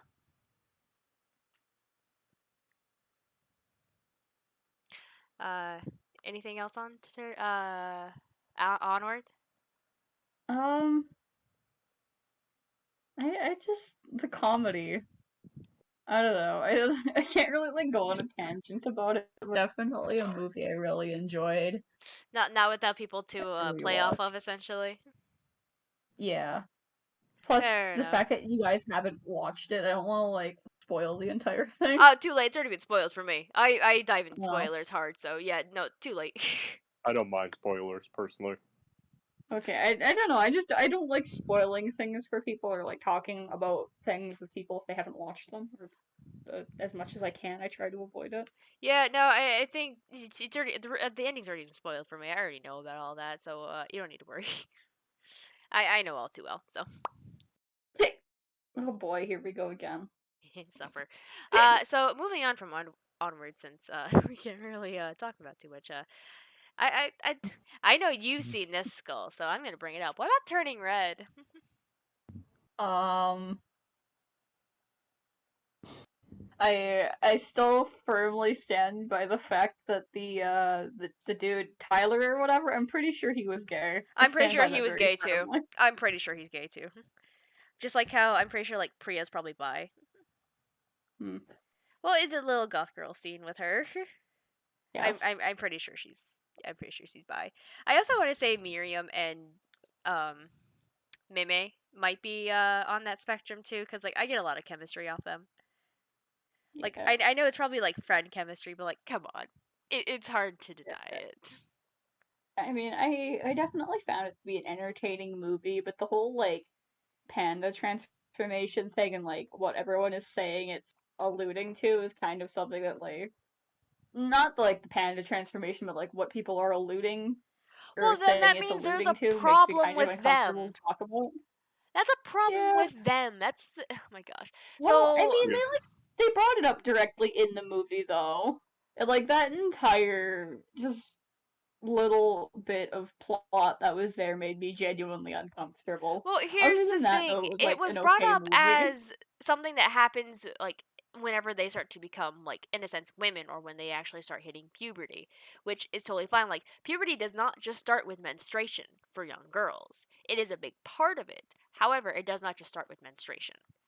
Um, obviously that can happen like just as simple as things like getting bo, having like hormonal mood swings. Like if anything, that's what feel like it triggered more for me because like there was no I know like they like hint like obviously said like it was supposed to be about puberty and periods and things like that, but to me it was more like the hormonal mood swings that really triggered the panda more than like menstruation.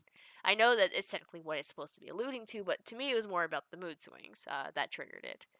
And I know red and everything, but like red is also a lucky color in Chinese culture. And towards the end, it became less about a girl stepping into like essentially womanhood or puberty, and more about like the ancestral Chinese like heritage of her and her like this panda. Like it literally was Yeah. something that went from her ancestor Sun Yi to all the daughters. Like that's cool, and like her having to face like, am I going to have to give this up like my mother and my aunties and my grandmother before me, or am I going to be the one to embrace it? Do I want to actually give it up, or do I want to keep it? And like staying with family and going with what they believe is best for me, or doing what I think is best for me. And I appreciate that Meme did find herself in the end. Like, this is definitely about a girl growing up and growing into herself, or at least starting to, taking those first steps. And, Yeah. like, her mother also being supportive of her towards the end once, like, she learns to let go of control. Or at least, like, Yeah. being that helicopter, essentially.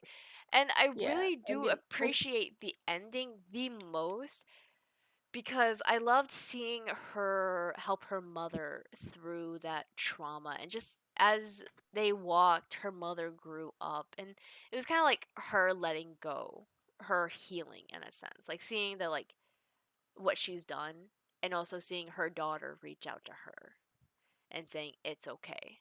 Essentially, and I appreciate that, especially at the end where this might choke me up a little bit. I'm gonna say this right now, but when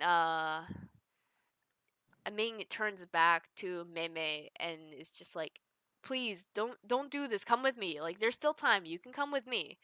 And she holds her ground and says, "No, this is who I'm becoming. I'm changing."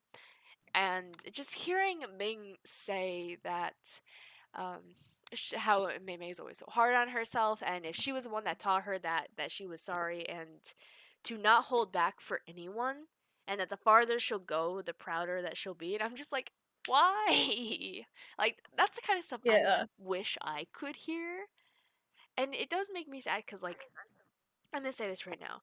Um, movies and all sorts of things are good forms of living vicariously through things that we will never experience. And hearing that is something I know I'll never hear myself. Because even when I watched the movie with my own mother, she just, she just kind of rolled her eyes at it. And I'm just like, oh, that's good, that's fun. So, no, yeah, like, and then seeing how in the end, like Sunny was happy that someone actually embraced the panda instead of getting rid of it. It was such a nice thing to see. It really does. It does get me every time, and I do enjoy this movie for that. And that Mei Mei is actually able to become her own person and break free from the overbearing parent.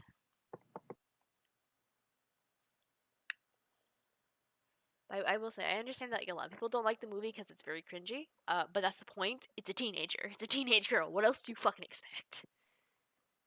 It's going to I be mean, I full of had no. secondhand embarrassment and stuff like that. But eh. Yeah. I mean, I genuinely enjoyed the movie. It was just the one little thing that kind of like triggered my dysphoria and caused the discomfort. But like, aside from that, it's a good movie. I'm gonna say that it's really weird. I'm not gonna lie. Like, What? just the triggering of the dysphoria, like of the girl turning into a panda. No, no, no, not that. Like the period talk is what made me uncomfortable. It was like people were like, it's Uh, the audience that's blowing that out of proportion. They literally bring it up once in the entire movie. Maybe like one other time when Priya's like, "Hey, do you need more pads? I got extra." After that, it's like not brought up again. hmm. That's what gets me. It's like there's the one scene where Ming does think it's the red peony blooming, but there's no like actual like obviously like guarantee that it is that. And then you have like her going on like, I got everything we need: hot water bottle, ibuprofen, vitamin B, and lots of pads. And I'm like, you know what? I appreciate that because you kind of need those talks. And like, hey, it's okay because there's a lot of young girls that grow up thinking, not even just young girls, but like people who menstruate in general who grow up thinking that like their body's wrong essentially, and they try to hide that. And it's like, no, no, no, it's fine. It's natural. It's perfectly natural. Uh, that's why I do appreciate the movie for that, for taking that step to like talk about that, even if it was just like for one moment, and also for embarrassing Mei for her mother sneaking into the school grounds and be like, "Tell him it's mommy. Tell him you forgot your pants." Oh my gosh! In front of her entire class too. That was a, ooh, that I hurt from secondhand embarrassment on that one. But that's good. That's how you know the movie captured the emotion well, and that's what you want. So if you feel something, that's good on the Pixar team for that one. But yeah, Hearing the stories, yeah, I can see how it can be cringy, but it's just a matter of what, like, what is your preference, like, and what you want as a movie yeah. goer. I was gonna say, like, if you don't want to watch movies about like teenage girls, essentially, then don't watch movies about teenage girls. That's Yeah, perfectly fine. Like, I for one don't mind it so much because, again, we were all young at some point, and to be honest, I may have had my moments of cringe, but like at the same time, I was an isolated child at the same time, so like I didn't really do much with my childhood or my teenage years other than like be awkward. Yeah, I feel that. Yeah. It's probably like the I one area was, where you and I do get along on that Raptor. We're like, yeah, we didn't have much of a teenage years. yeah, very isolated, very awkward. No one understood you. You're just kind of there in the corner. Yep. Yeah, yep. See, we know, we understand. So, like, oh yeah, Maymay's story was like not one I experienced, but like it was fun experiencing it. I was more the weirdo, like the weirdo that everyone was like, yeah, you're an interesting weirdo. But Might you're as well drag strange. you along.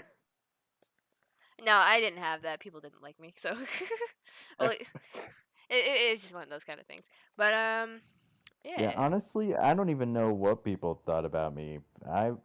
Well, Yeah, again, I was just like that social outcast, pretty much. yeah, I think we all were kind of there at some I point. started getting Yeah, into some of the things people said about me. I would probably start crying, so I'm just gonna not uh, get into it. yeah, fine. That's perfectly fine. Yeah. So, Yeah. anyone else have any other Pixar movies they want to talk about? Huh? Let's go. No. Uh, Finding Nemo. Yeah, I got a larger list, but honestly, I think we should like I should like hold off because it is getting kind of late. So, go into it then. What's your take on Finding Nemo It's okay. and Mm, sequel? That neutral. I didn't watch the sequel.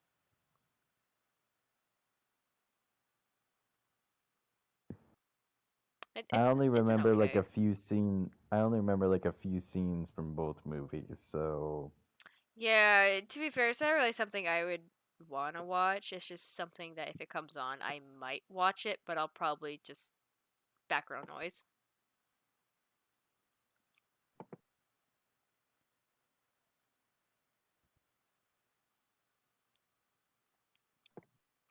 But I My don't. mom is like my mom was obsessed with that show of the one of the voice actors that she had.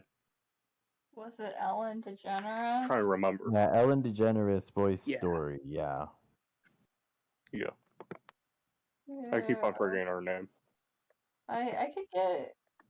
There's like an entire like sort of controversy.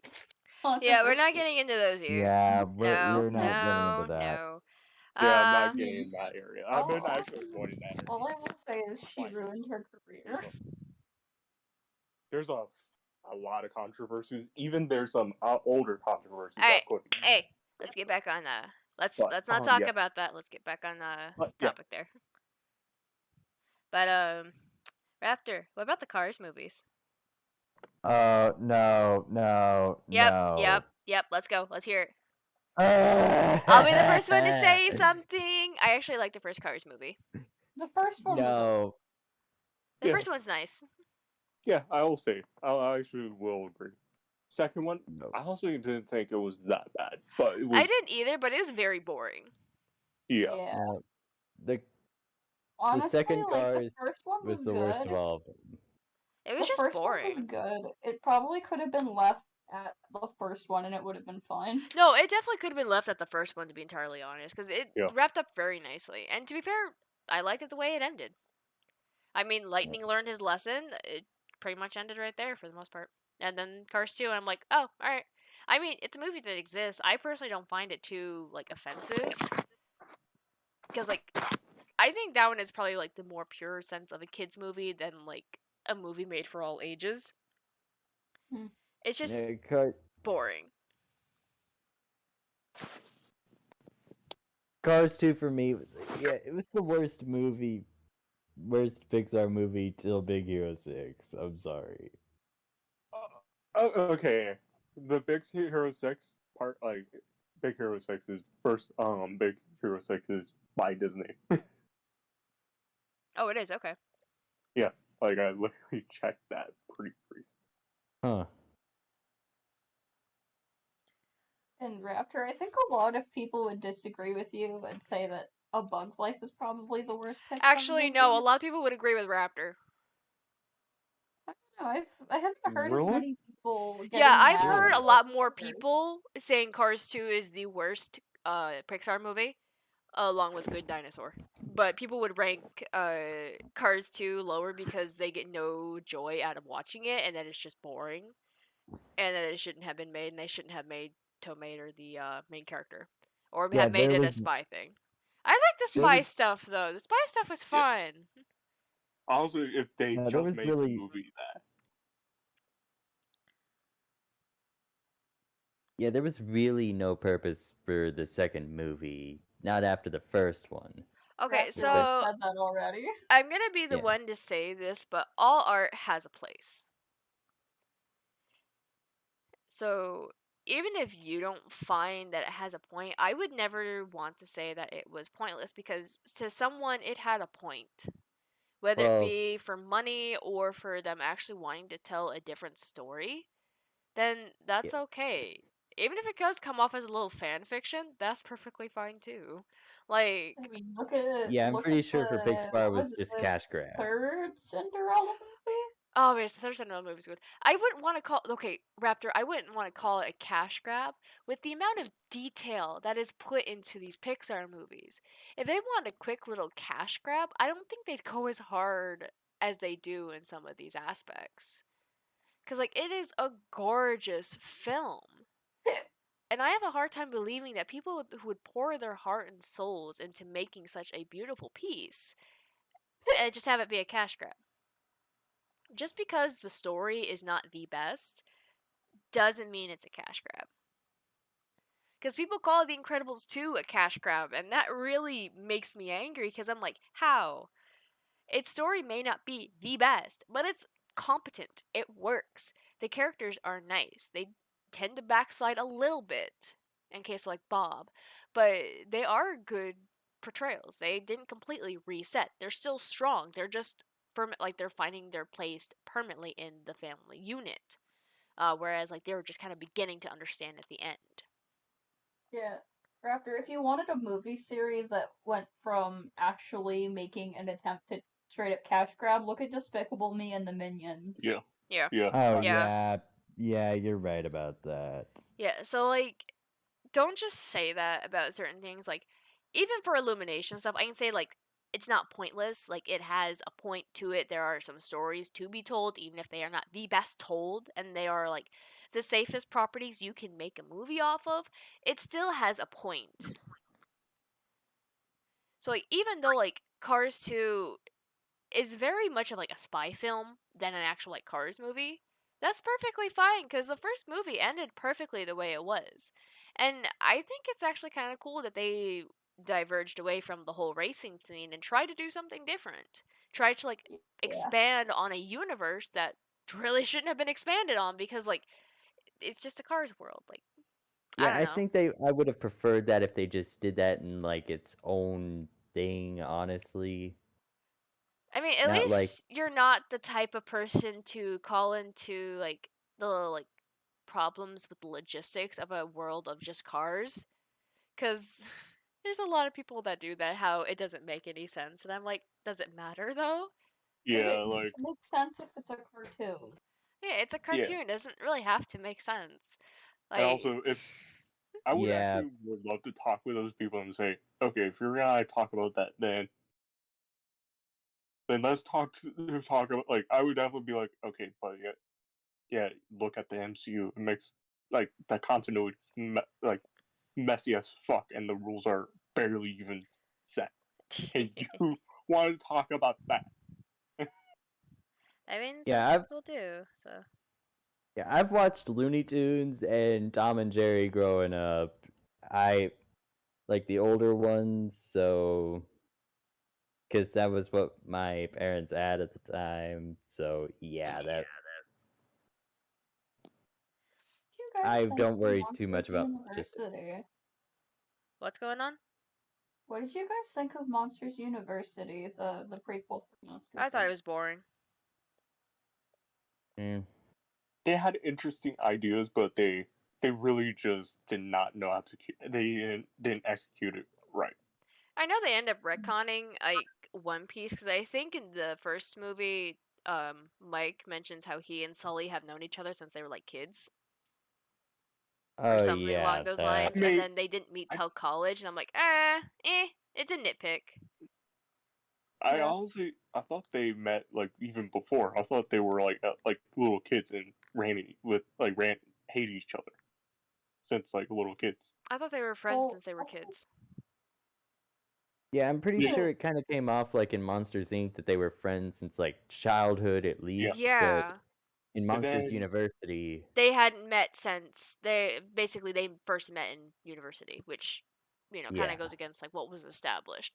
But I mean, it's not the I first time. Like, look at the DreamWorks Madagascar series that they spawned out of the first movie. Like, yeah, in the first movie, Alex doesn't have that birthmark on his paw, but in the second movie, he does. So it's like, yeah. yeah, So it's not that big of a deal since movies will do this if it means money and sequels, and they can tell more of a story that probably wasn't planned, but they're gonna make it planned, whether you like it or not.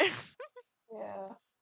Plus, wasn't Monsters University done by a different director too? I think. I don't know, to be quite honest with you. I'm pretty okay, sure it was done by someone different. Kind of explain like not fully understood like continuity. Because yeah, stuff gets messy when different writers take up different. Isn't that the truth?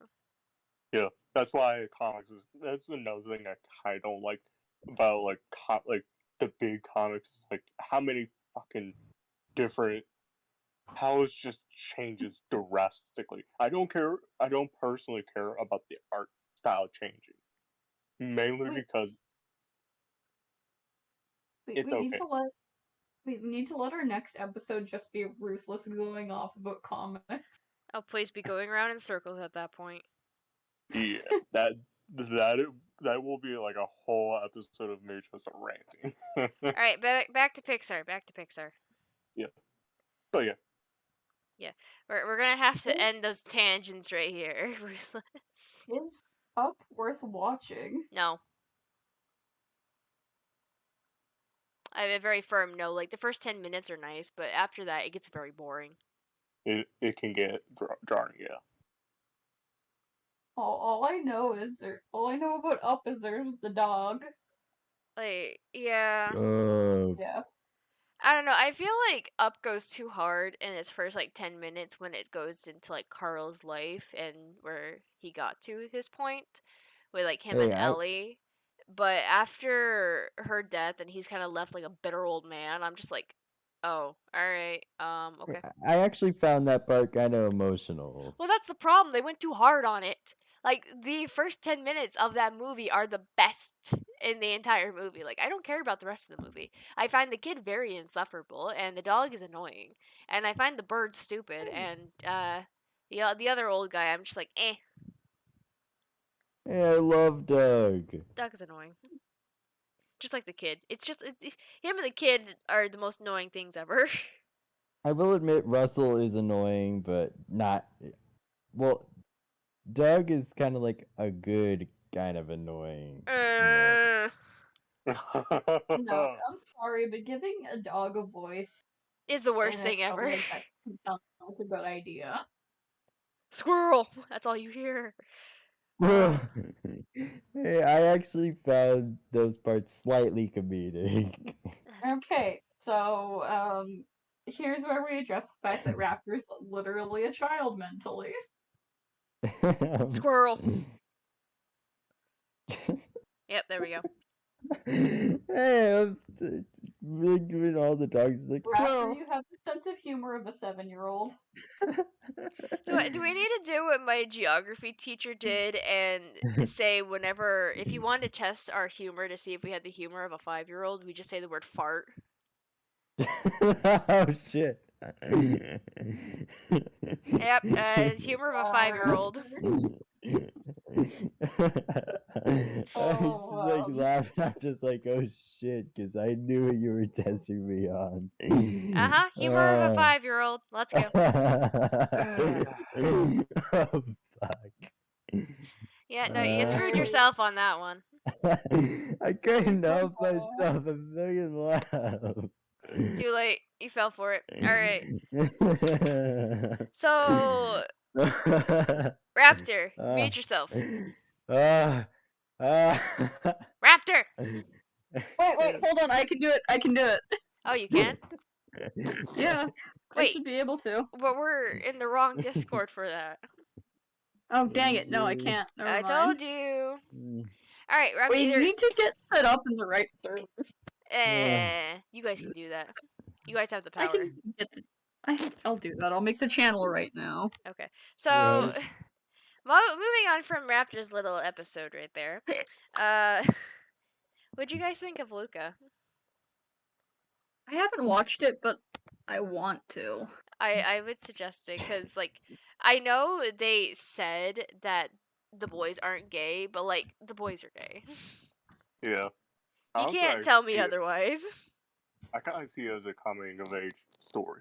It is very much a coming of age story, but I also feel like it's a coming of age for, like, two boys who have an interest in each other. I don't think it's just friendship. I think it's more than that. It feels like more than that. It could be that, or I will. Admittedly, I will try to at least give like the benefit of the doubt and be like, okay, if we're gonna be the benefit of the doubt, maybe platonic, but Well, that's what they're trying to sell it on. They're trying to sell it on it just being a platonic thing, but, like, also a lot of people are like, nah, this is gay, man. I'm like, no, I kind of agree. This is kind of gay. I think it's a mixture of both. I don't know. It definitely feels like it's gay to me, at least. I'm It just like, feels nah, it's gay. 100%. I will definitely say it feels 100% gay, but to just give a benefit of doubt. No, fuck that. Disney and Pixar, by will be extension, they have had too many like cases where queer characters get shoved to the back lines.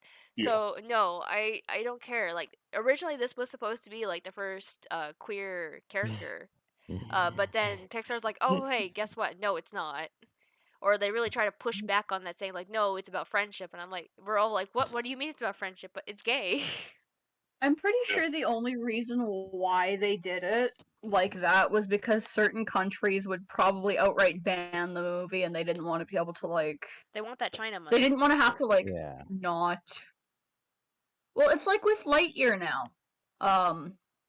the director and actors in the movie are all like very firmly saying no, like we're keeping the scenes in the movie as they are. And anyone who has an issue with the LGBT themes that are present in the movie can screw off. Like that's their stance. Yeah, I haven't seen Lightyear, so I shush. haven't either. It's only in theaters, Raptor. Okay. Or pirating. Or pirating. Okay, okay, Ruthless. We're not Uh, you. We're not Listen, gonna I'm jump not, to that. Yeah. I'm not promoting it, but if push comes to Okay, shove, look, just mentioning it is promoting it. actually think about it, yeah. Yeah, so no. yeah. No. I just realized, yeah, Yeah, don't do that. Don't listen to Ruthless. never listen No, to me, okay? Never we don't listen to support Ruthless. that here. No, we don't. But We don't support that at Gamer Chats Corporation or Raptor, company, shut up. whatever. We're not a company. Raptor, We're go a sit in the corner. corporation. Go sit in Listen, the corner. if we were a corporation, I think we would be demonetized. Alright, look, Yeah, we back, would. back. I think we'd be sued by now if we were. Oh, Yeah, for we the love of would. all. Back on topic! Oh dear lord, it's like dealing with a bunch of children. And one of them has the mentality of a fucking 5-year-old. Yeah. Oh. Oh my gosh. Alright, any other Pixar movies before we get fucking sidetracked again? I mean, Uh, I know we talked briefly about A Bug's Life before we started recording. I don't care for A Bug's Life. I Yeah. honestly I don't mean, I like got it. your opinion, but I want to know what these two think. I barely remember it. That's fair. That's definitely fair. haven't seen Bug's Life. That pretty What? much does it for my list. Really? Damn. I haven't seen Bug's Life. No. I mean, you're not missing out on much. It's definitely like one of those movies now that's more like if you like it, it's a nostalgia thing than like anything else. But you kind of see it for the glaring flaws that it has. Yeah. Yeah. I definitely like the movie though. I You wouldn't do say it or was my favorite. don't? No, I used to. Oh, I you used wouldn't to. say it's my favorite Pixar movie now. Definitely not even in my top 3 anymore, but it I saw it as a good movie when I was younger. Yeah, I never liked it. I found it very I don't know. annoying. My favorite thing though is just like the only thing I really know now that I really remember is the ladybug that everyone was mistaking for a woman and he'd get mad about it. Yeah. I don't know. I Uh, found it entertaining. I don't I don't know. There's know. just something entertaining about the entire thing. Yeah, I don't know. That's kind of I don't know. It feels like that'd be sensitive matter right now, considering how like people do react that way now. Yeah. I mean, Yeah. I kind of find it funny now more so just because it's like really accurate to how people seem to react now. And a lot of the time when people get overly upset about being misgendered and stuff, I just kind of find it funny that they're not taking the time to like step back and be like, "Hey, people aren't mind readers." Yeah, but it's yeah. Okay, admittedly, I think the context is kind of like the part that is really get kind of really like the context of the U.S. of what's going on in the U.S. is definitely like very different. Yeah, I kind of have to agree there with Ruthless. Like, I can see it from like your perspective, Skull, because like you're Canadian, and I don't think you're quite dealing with the same things the U.S. is right now with like all the anti-LGBT laws trying to be passed, the "Don't Say Gay" yeah. bill, and all that kind of stuff. Like, Yeah, that's one thing. Like, just when you guys start talking about stuff, just remember confused Canadian. Yeah. If any of our listeners ever get upset about something I say, I'm apologizing now. I live in a different country from the rest of the hosts here, and Is if I make a joke or something that might not be appropriate for what you guys are going through right now, please don't get too upset. I don't know what you guys are going through, and I don't really follow US news. As you nah. shouldn't, cause like, yeah, don't. Yeah, If it's you're pretty going, bad down here. No, you're we going, have our own dumpster fire with our politicians here that I try to avoid as is. Yeah, see, you don't need anything else in your life like that, so it's all good.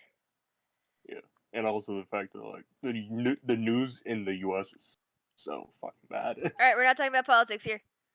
But yeah, Yeah, I just figured I'd put that message here now, though. That's fair. Against But, ruthless against no apology. politics. oh no, I'm not talking about it at all. I'm Okay, just good. I am warning you now, no Yeah. politics. I will yeah, boot I you from am the chat. definitely not. I am not doing it. Okay, good. This is definitely something I don't want to talk about either.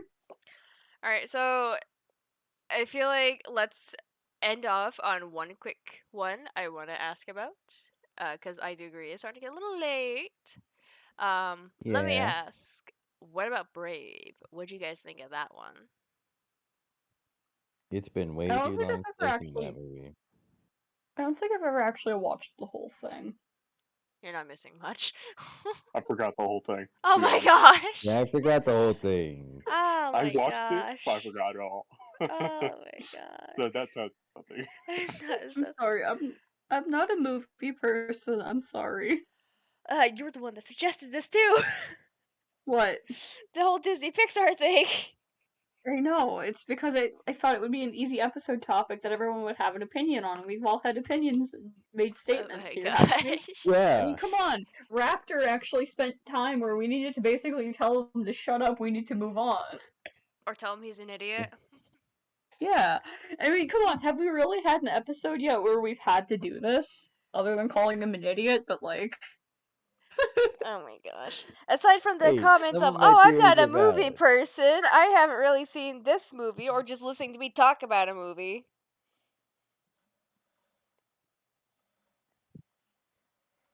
I mean, we've actually gotten like Raptor opinions, though. In Good. more than just like one or two sentences at a time. It's because he is also back in the US too. Yeah, that too. I would like to Gotta say a give him lot some more and listen to a credit. lot more. You didn't miss much with the last episode. Yeah, but We had also fun. the other episodes, I had a lot of technical difficulties. You have no idea. Oh, you think I we kind of do? do, because we got to tease you about you cutting out so much.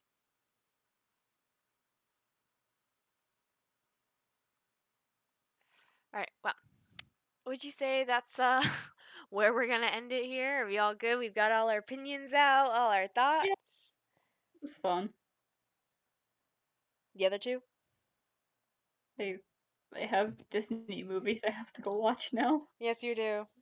Yeah, I have movies I myself need to watch as well. Yeah, I'm Are not they holding my breath that you actually will.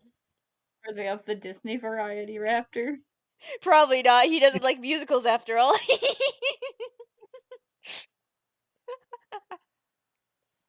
I will admit though, the one musical that I absolutely hate, it's not a Disney movie. Oh, If I you thought you were say gonna say Frozen. if you say the live action Cats, I will shoot you. The reason why that movie was bad was not good. And I've never even seen that movie. Good. Good. Good, Cause good that I haven't seen the movie, I or okay, I'm gonna leave it there though. I could do an entire episode where I talk about musicals and movie adaptations of musicals Oh dear very lord. easily. Oh, I kind of want to hear this tangent. No, please, no. Alright, look. Yeah. I'll save Another it for time, another another time. time. Cut it. Yeah. Another time. Alright, but that has been our episode on a very messy episode on Disney and Pixar. But that's been it for this week's episode. So this has been Lotus, Raptor, Skull, and Ruthless. Hope you guys all have a good night, day, evening, morning, or whatever the case may be.